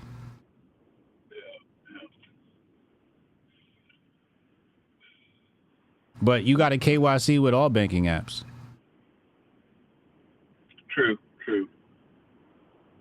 That's not like a new thing. Yeah, but then it kind of gets out of the whole some of the crypto shit. The philosophy behind it, right? But and that's why now you have to you got to do the knowledge, right? And once you do the knowledge, then you can sidestep the system, and that's the fun part. Like when you guys are talking about how complicated it is, I'm talking about you want to make it simple. I'm like, I don't want to make this shit simple. I want this shit to be complicated. Like making it simple is probably not a good idea. You need all these steps for security. You know what I'm saying? Like I need a bunch of different wallets. I don't want to have just like the concept of having one wallet is a really bad idea. It's like saying I'm a billionaire. I'm going to keep all my money in one bank, and the FDIC only insures it up to $250,000. That bank goes insolvent, right? So no, they keep their money in several different banks, right? So it's the same concept. It's just that you got to handle your security, right? But if you offload that responsibility to I think what we were talking about though was not just like, okay, I want to have $10 million and I want to have like $1 million in each of 10 different banks. That's one thing. But if I can't buy the thing I want to buy unless I open up 10 different offshore accounts and funnel it through all of those, like I'm doing some kind of fucking crypto phone call or something like that on Mission Impossible. Damn, what you buying with Bitcoin? You buying an island? No, I don't know. Like, well, even like the stuff with the Syscoin stuff, it's like you can't buy it directly from. Like, you had to go buy. There was a thing, you know, you had to go like get Ethereum and then swap it over. All you need is USDT. All you need is USDT. You don't need to get Ethereum. You can get USDT and buy it right on Binance. Okay. There's a bunch of different exchanges. Syscoin's really easy to get. You just got to try the different exchanges, the one that works right for you. But it's not that hard to buy Sys. If you got a Binance account, you can get a Binance US account. You cannot connect your bank account to it. Binance will not accept your bank account. But you can use Binance as a crypto exchange. So if you buy USDT, you can send USDT, USDC over to Binance and buy Syscoin on Binance. All right, so you got to buy your USDT on Coinbase. Or wherever you get your USDT. Okay. Yeah. You could sell crypto for USDT, right? But if you're saying somebody who has zero crypto, then yeah, you just need USDT. And then it's paired with USDT. It doesn't have to be through ETH. All right. Yeah. No, it's good shit. I hope it gave everybody a little bit of a window into that conversation a little deeper, and then Oh, absolutely. you have to give a little bit more of that explanation for what was going on and why we all have to kind of step up our game. So I definitely agree with you that I guess what I'm saying is there's a happy medium, I guess, between it being so simple that like your paycheck is already coming in and you didn't even have to tell your employer. They just like start sending your shit to Chase. I'm gonna be honest with you, Chad. Yeah. Crypto is very simple. And I know I can say that because of what I know, but like in hindsight, it's not that fucking complicated. It's just a whole lot of new fucking words. It's just a bunch of new words, but the shit's not fucking complicated. It just sounds like another language. And that's really what you're trying to do. You're trying to learn the language, but it's the same fucking shit. It's pretty much, same concepts. Liquidity pools. You got liquidity pools in the stock market. It's the same, like all of this shit is the same concepts, just moved over. But it's literally as easy as downloading an app.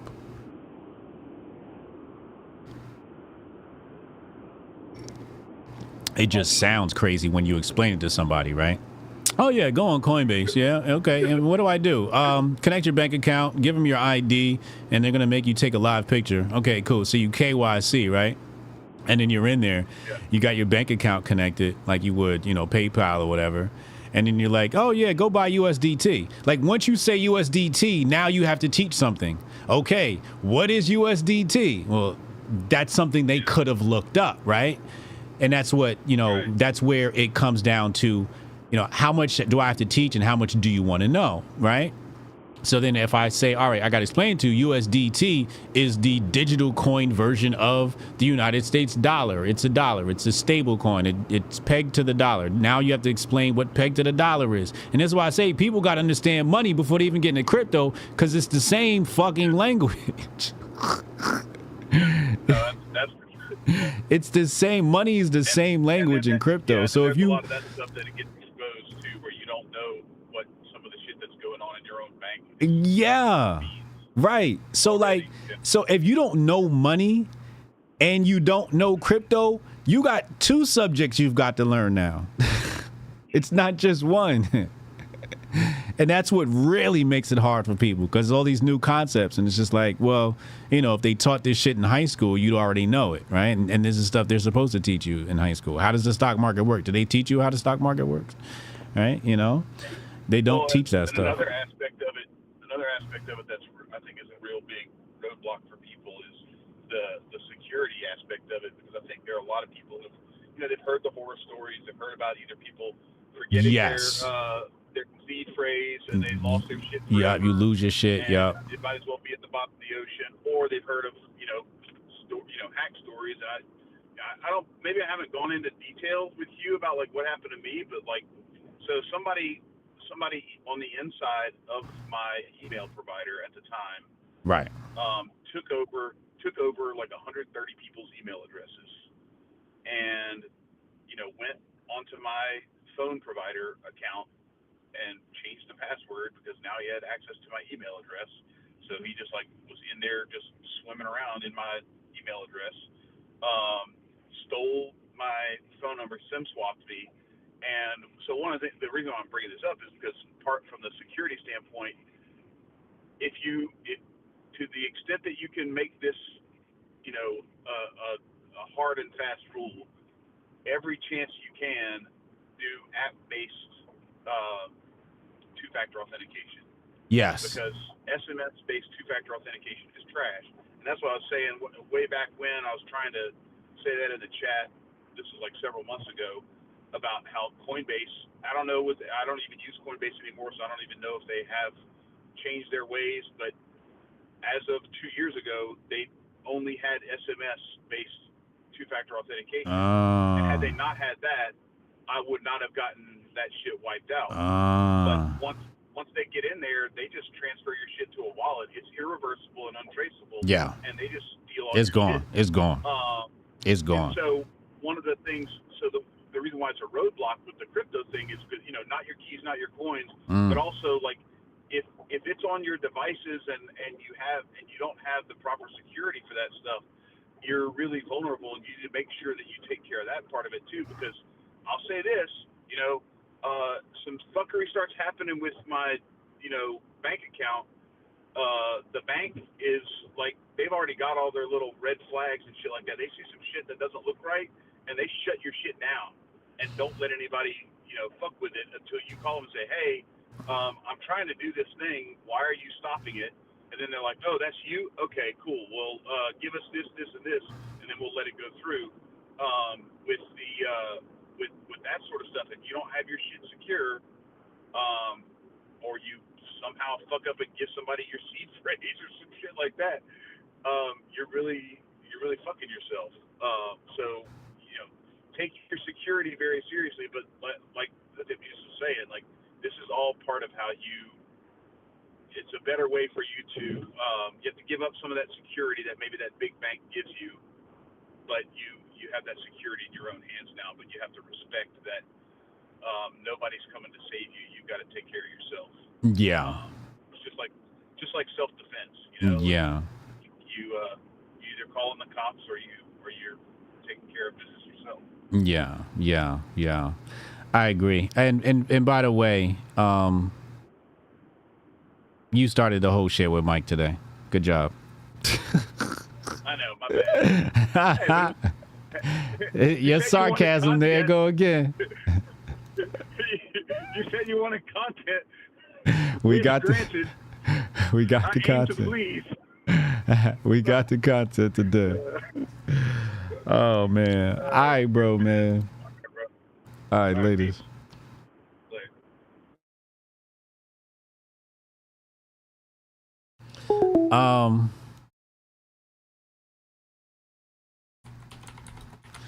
Here's the thing with what Mike said. Mike brought up Jordan Peterson, $800,000 and all this stuff. And, it's good for Jordan Peterson. $800,000 is an inevitability for me. And it's small money where I'm going. And I won't have to be somebody's bitch to get it. Anyway, Mike talking about how our community is and how we should be more liberal. No, we should not be more liberal. We should be exactly what we are. And if you can't hang, you just can't hang. This is Hotepistan. This is a fascist dictatorship. How many times do we have to say this? There is no warm welcoming mat in Hotepistan. Nobody goes, hey, welcome, how are you doing? No, we're judging you as soon as you fucking enter the doors. I'm not here to fucking placate to people's fucking feelings. I did that my whole life, and it brought me nothing but unhappiness. I am going to be me, and the culture of the chat is, when you see the people that come to the events, that culture is what allows us to tell the jokes we tell. If we're going to have sensitive people in the chat, that's how you get snowflake and cancel culture inside of the community. Oh, this person said this to me and I got offended and now it's drama. No, if your skin ain't tough, you can't hang.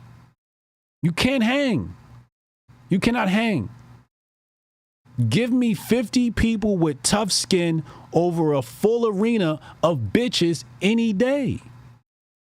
It's not about money. It's about happiness. What makes us happy? That's right. We are not here providing some sort of, community. We are not. Strong Dad, you ever see me recruit? No. If somebody else ran something like us, don't you think they'd probably be trying to recruit? They'd be marketing recruitment. Yeah, I'm not fucking recruiting Hoteps. I don't even want no fucking more Hoteps. We got enough. We got to make the ones we got now successful. Rudy's going through issues. We got to look out. What are we talking about here? We got our own community, our own family right here. We got to add on more mouths to feed. No, when you enter Hotep, what do you bring to the table? Chad will tell you that. Taylor will tell you that. Everybody's chipping in. We just did the fucking grifties. You know how much I made off the grifties? Nothing. Nothing. Why did I throw it? Because Taylor wanted me to. Because Taylor said it's the right thing to do. Do you think I could have sat down and milked the grifties and turned it into a money-making event? Absolutely, I could have done that. But that's not what it's about, and that's what makes us fucking great. That's why people come to our events. They have a good time because we don't fucking shove marketing and sales down their fucking throat. They support regardless. We're not over here trying to be super ultra capitalist. That's not what it is. We have men of order. We got products. You want to make sure your dick stay up straight. Cop some Apex. You want to be in the gym? Apex. Pause. You know what I'm saying? Like, we offer services and we offer what we do, but as far as like Hotep and Hotep Nation in the chat, and he says there's gatekeeping. Yes, there is gatekeeping. When you go to the chess chat, you are not even allowed to talk politics in the chess chat. They will ban you in the chess chat. There is gatekeeping. There is a certain culture in every single chat. So in the Hotep chat, if you come in here and you get a little spicy, you should expect somebody to get spicy back. And if you leave, then fuck it. Like, nobody loses when somebody leaves. Literally, think about that mentality. You think we got to where we are because we had the mentality that we have to walk on eggshells around people? I am sick and tired of fucking walking on eggshells. This liberal mentality is not welcome in Hotepistan. This liberal progressive mentality is not welcome in Hotepistan. I'll say it again. This liberal snowflake mentality is not welcome in Hotepistan. It is not. We argue, we debate, we crack jokes, we diss. And if you get your panties in a bunch, that's on you. Me and Unc go at it every Thursday. I go at it with Strong Dad. 1 week we arguing, the next week he's giving me workout advice. Because we are men. And that's the culture, that's the masculine culture of men we cultivate in this space. We do not cultivate a culture where we coddle men's feelings. If you a bitch, you not welcome. Yeah, bitch. Yeah, bitch. Just leave. We do not bring the liberal shit to Hotepistan. Liberalism is a disease, and it infects every single fucking culture under the guise of niceness. People don't need niceness, they need principles. People don't need love, they need principles. When you stick to your principles, everything falls into place. Love and money. Stick to your principles. What are your principles? Strong Dad, I'm sorry. It's all right. It's all good. So first of all, I just want to say, I got no hard feelings at being called. I didn't even say anything mean back. Usually I snap back. The chat, they were respectful enough to show some defense of me, and I didn't ask for that. And so because the chat did that, Fresh Michelle got pissed at me, and I just, don't get mad at me because people don't like that someone called me or my profession a grifter. But here's the thing. I understand that, and I just want to make it clear that, the advice that I gave you, there were some key words I used. In the beginning, if I said things like, if that's not what you're doing, or if you have a certain type of training protocol. And then towards the middle of the conversation, I said, if you need to do a certain exercise, find your leverage points for it so that you can perform it the best. These are things you tell someone so that you don't give them blanket advice that they could fail on. This is how you help them without, holding their hand. You know what I'm saying? Yeah. HJ is going to go. He's going to go to the bench. He's going to find his leverages because we've talked about this before, something you got to know before criticizing, right? So he's going to go, all right, my leverage points are here. Strong Dad said I can bang it out. And he also told me once before, if I don't like it or it's causing me pain, I can move to a different exercise or I can rehab if I need to. So you got to have context before you assume that just because a person. Let me address this, Noel. Let me address this Noel guy, because we just gonna nip this shit in the bud. Hey, Noel, y'all, I don't think you're gonna make it here, bro. I don't think you're gonna make it here. You know what I'm saying? I'm gonna tell you why. Because you just lack maturity, right? See, the thing is, there's a difference between giving pushback and just always having something fucking to say. I don't want to be around people that just always have something fucking to say, right? So, Noel, here he comes. Happiness is a temporary emotion, HJ. Please don't call me a fed now. It's not that. It's you just lack emotional maturity, and you have to grow because you believe people should care about your opinion. That's an issue. Nobody has to care about your opinion. And every 5 minutes, here you come with something else you disagree with, right? So when you come with that, if you come with that constant disagreeable energy, that's what you are going to attract. You attract what you are. Well, there's one thing that people will know about me. If they actually follow or pay attention to what I am telling them, is that I'll always say, if it doesn't work for you, then it doesn't have to apply for you, or it's based on your circumstances. Yeah. So, even I understand when my advice isn't the advice for somebody. I got a friend who won't take my advice for nothing, and he's doing just fine. You see what I'm saying? So it doesn't have to be one way or the other, and that goes to the gatekeeping thing. No one is gatekeeping in that regard. They're just going, you don't know this dude, fall back. Like, that's not called gatekeeping. That's just called being cool with somebody. You feel me? Yeah. If somebody's acting a fool or calling out one of my niggas for no reason, then I'm gonna say fall back also. But you gotta remember, like, even when Crypto Blood was talking, he pointed out something that Noel said. He's like, it's not luck, and it's just like every second, like, Noel just got something. It's like he comes and he just wants to just like nitpick everything apart, right? Like, it's just not productive. Nitpickers, people who always have a what about or yeah but or this that. I mean, congratulations on being very analytical. Now, have you gotten anywhere with your analytics, or are you still asking and picking apart questions that if you just stopped all that shit and nailed down one thing, you get it right? That's what I think about when I hear people like that. But I wanted to talk about the crypto thing. Hold on. We're not done with this topic. I got more to say. Hotep Jesus is not for sale, right? So, what I notice is some people, they try to use their support as leverage and control you, right? So this goes back to the drug game, right?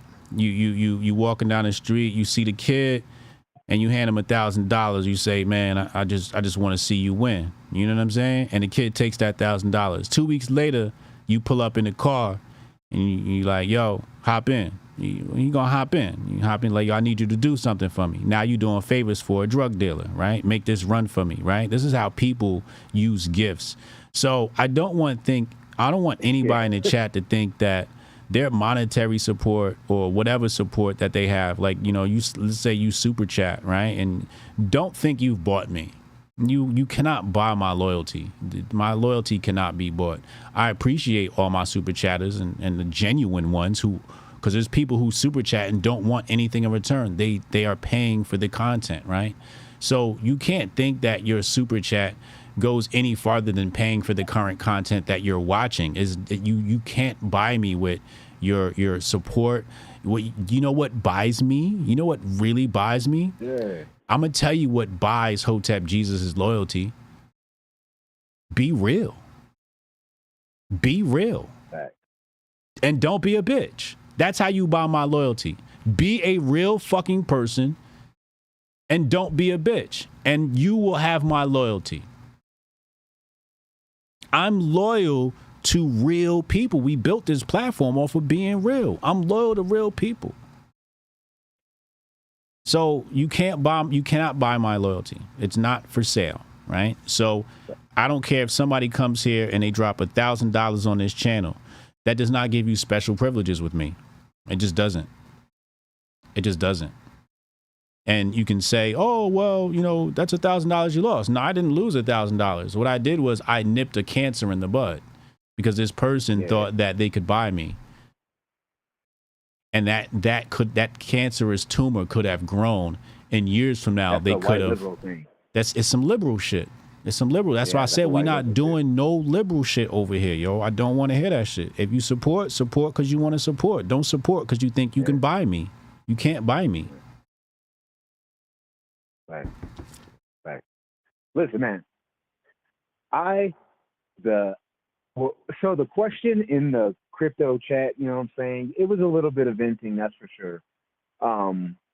Mainly it was, you know, I was having some issues understanding where, like, the exchanges I could go to. And also, I'm very wary of links that I look up because I got scammed through a link I looked up once. Yeah. So I like it when someone sends me their link from their app. That way I know. What do you want to do? What are your goals? What are your goals? You know what I'm saying? Well, so somebody already helped me out in the chat. You know what I'm saying? They between Renee Vogel and two others, they sent me the information that I was looking for. Oh, well, there you go. So we did our job.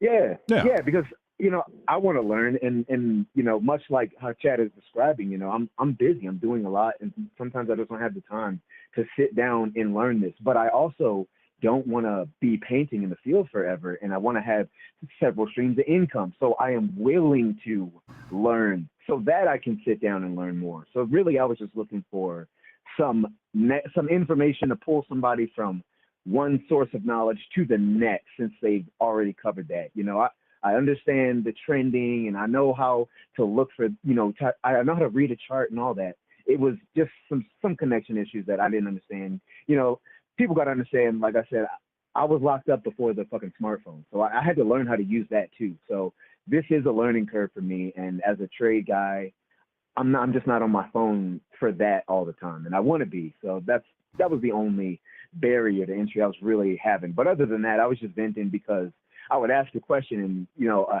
I like the jokes, but I wanted the step-by-step. Just tell a nigga what to do and he can go do it. You know what I'm saying? Absolutely. And then we can joke later. That's just kind of straight to the punch with that. That's really all it was. But you know what I'm saying? I understand that barrier to knowledge, even for a person who's capable. People just assume, oh, well, you should be able to get it. You know what I'm saying? And I get that there's some leeway with that. But what I meant by like the fitness concept is like, I can tell someone, oh, find your leverages. You know how to understand that. Yeah. I've told that to people. They don't know what the fuck I'm talking about. Right. And so for me, I wanted someone to treat me like I didn't know what the hell was going on regarding an X topic. And they were able to help out. And, you know, much love to the Telegram. I really appreciated that because I really just wanted to, I want to catch hold of the wind before it, you know, passes by. Yeah. So that's really all that was. All right. Sweet. Nah, I appreciate you, bro. Yeah. All right, yo. Hotep and Bill. All right, man. Hotep and Bill. So we took care of Strong Dad. He got his shit. He got his shit in order.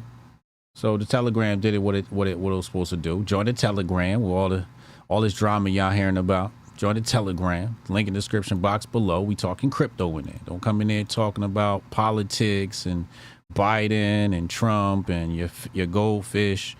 We don't give a shit. We talking crypto in there. You know what I'm saying? You know what I'm saying? He said Matt Miller said the YouTube chat is hostile. Is it? I don't think the chat's hostile. I think y'all soft. That's what I think. But we're black, so it's different. Like, you know, like black culture is very, it's coarse. You know, you got to have tough skin to hang around black people. And because I'm black, Chad's been around a lot of black people, so he's practically, he understands black culture. Okay? Strong Dad's black. Goldstein's black. So, yeah. If you're black, if you're super like white and liberal, you're probably not gonna do well. You're not gonna do well. But then you got just some cool ass white folks like Heather. Like Heather's got tough skin. She don't agree with shit. She just sits around and enjoys the content, chimes in 2 cents. I smoked with Heather. She cool people. I don't know. I want to talk to Heather and get her opinion on all of this. Heather, are you there? Can Heather call in? I want to get her opinion because she just seems like a really level-headed person. And, you know, I like level-headed people because sometimes I'm not level-headed myself. So you need other level-headed people to help you level out. Can I say level again? Love to hear from Heather. Heather, are you there? Heather, where are you? Heather. White, tough skin, represent. You will not replace us. You know what I'm saying? Where's Heather? Oh, she's there. Word. Oh, she said, give her a second. Dope. I want to get Heather's. Heather, I want you to call in and talk about the YouTube chat culture and what you see. Do you believe it's toxic? For today, you are the titan of the chat. Whatever you say goes. Whatever you say goes. That's how much trust I'm putting in you today. When you call in, I want you to tell me what's going on, and I'm gonna follow your step because I know you're gonna give it to me real, and I know you're gonna give it to me raw. Pause. And for the record, I never want my fitness advice to feel unsolicited. So anybody, including HJ, has the right to tell me when they're cool, and I'll respect that entirely. All right. You know, I think some people believe that I give strong dad favoritism, and why wouldn't I? I've known this nigga since he was a little boy. It's like, but it's like Chad said, like I known him for like 5 years. He's like one of the homies. He's like I grew up with him or some shit, and he reminds me of my best friend. Tough skin white Heather. Tough skin white Heather. What's up, HJ? What's up, love? So you've been to the Hotep events. You've been in the chat. Is the chat toxic? Should we take on a more liberal approach? Where are you at with this? Absolutely not. No liberal approach. Okay. Absolutely not. So I've been Hotep adjacent for since 2020. Oh, damn. Okay, you were OG. Well, I was looking for different perspectives during the whole, George Floyd thing. Okay. And somehow happened upon you guys, I guess before YouTube was, shadow banning you guys. Mm-hmm. And I just listened and learned a lot. And I think the chat has always been the same way. I mean, all the years that I've been watching and listening, I've met some really, really, really cool, intelligent people, fun people, at the event. And I think the chat's fine. I think I don't want to bag on or pile on Fresh Mike. Okay. All right. I'm not here to pile on anybody. Yeah. But there is just a certain just fun culture of, ragging on each other, cracking jokes. And I think, it's hard sometimes to get people's tone when they're typing things out. Yeah. You know? Yeah. It's like it's with Chad. If you have not met Chad in person or listened to him on a phone call, he is one of the most sarcastic people ever, but he's wonderful. Yeah. Yeah. You know? Yeah.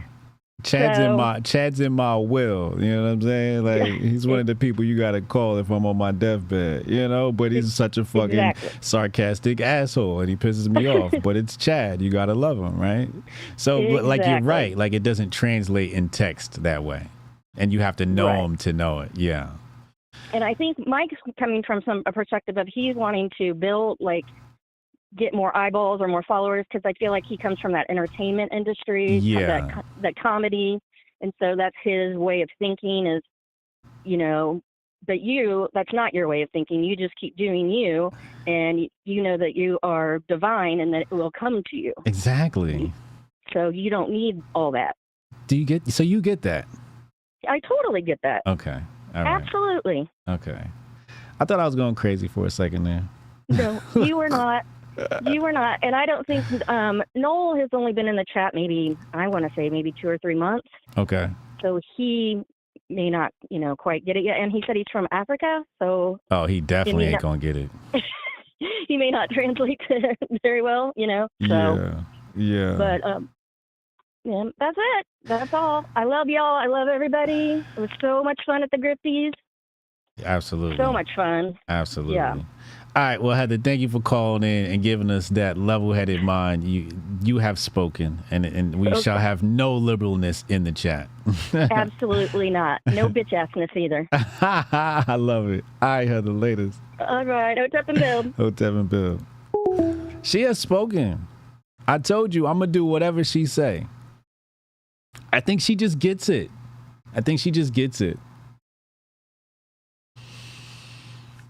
And I'd like Carlos's, he says, this is Hotep Nation. We clown in this motherfucker. Better take your ass back to Daily Wire. This a real Hotep. Facts. Like, this whole, man, if all I get is all your black notes and hate the White Devil books when you die, I'm gonna be pissed. Look, I got plenty of those for you, yo. But like, yo, we crack jokes. Like, this is what we do over here. This is not Daily Wire, be proper, all nice. That's Puritan culture. I've done presentations on the Puritan culture and political correctness. And what's the other one? Respectability politics. Oh, all of these things skeeve me out. No, thank you. No, thank you. I made my name off of not being proper. Why would I all of a sudden switch up and be proper for some money? I would lose all my core fans and then gain all the fake fans, and I'd have $800,000 at some event, but I'd be a fucking sellout. And all my core fans would be like, yo, HJ fell off. I remember when HJ was real. That's what happened. All these original chatters, they wouldn't be here. None of y'all would be here. You wouldn't be at HotepCon. HotepCon would be some fucking cornball weak shit.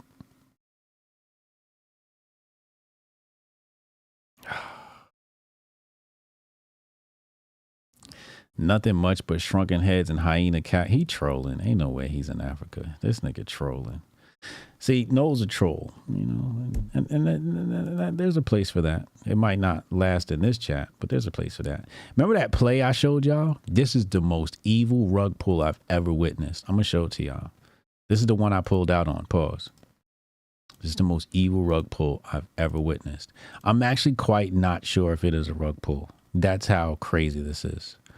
I'm not quite sure it's a rug pull. And one of my hallmark signs of it not being a rug pull is not there, and I just noticed it a little bit earlier. But I would have been up on this trade, but it just feels like a rug pull. This shit Look at the buys. Hold on. You see the amounts? Do you see the amounts? 128, 128, 128, 25, 128, 102, 102, 102, 102. These amounts are just too uniform. This is a rug, bro. This has got to be a rug. I just never seen a rug like this.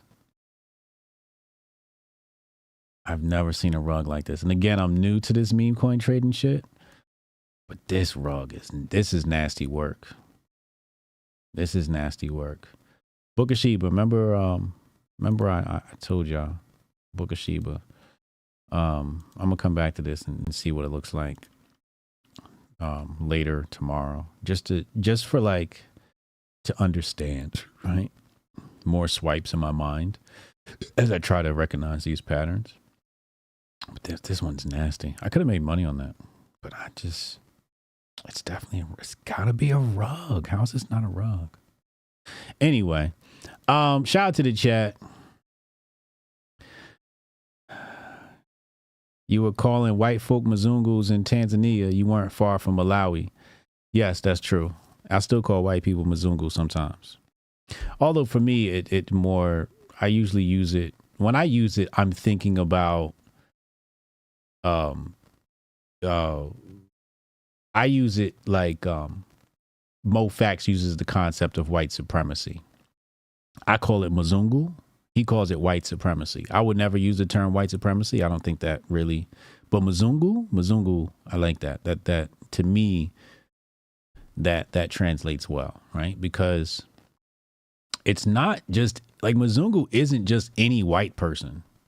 It's usually a person in a position of power. He said Mzungu is just Swahili. Yeah, it's the language, right? It's a word in the language of Swahili, correct.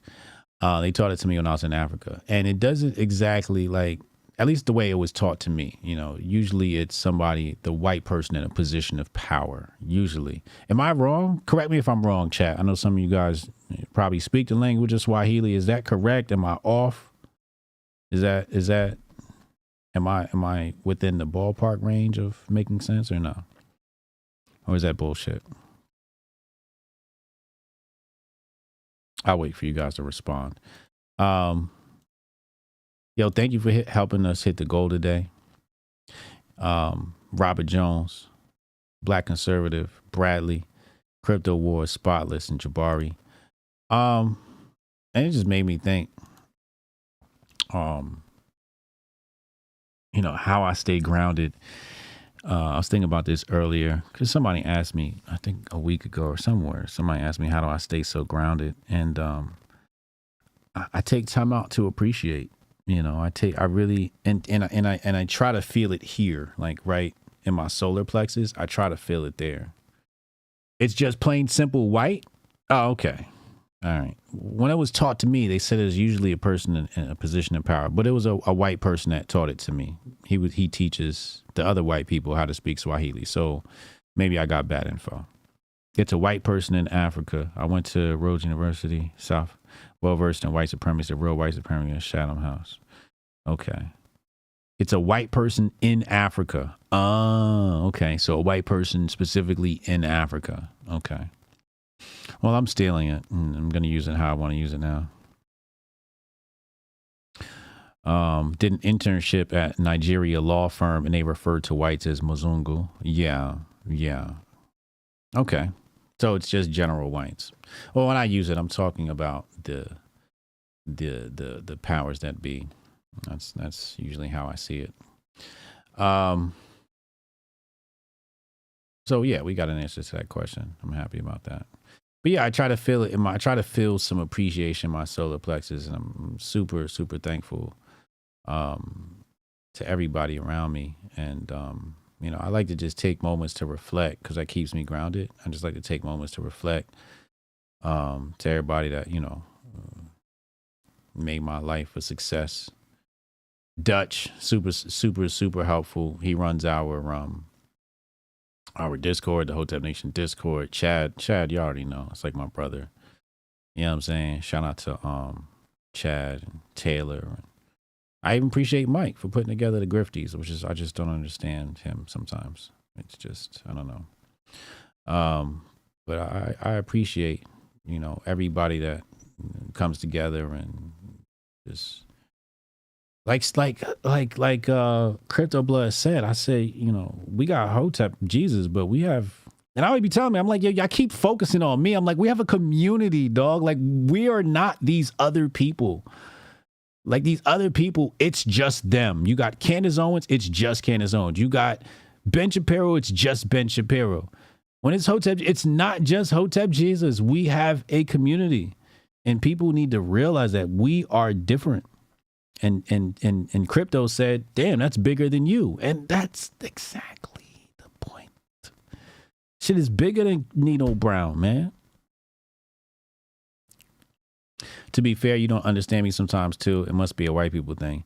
Chad, you just trigger my ADD. That's what it comes down to. I was thinking about this the other day after the meeting. I said, well, how come I couldn't understand Chad? And I was like, oh yeah, he triggers my ADD, right? So you talk like a down south person.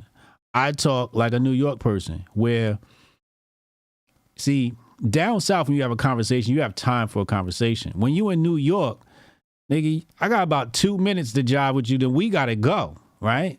So when we start explaining things, it's right to the point, right? Chad's from down south, so when they tell stories, it's coming like, we got time.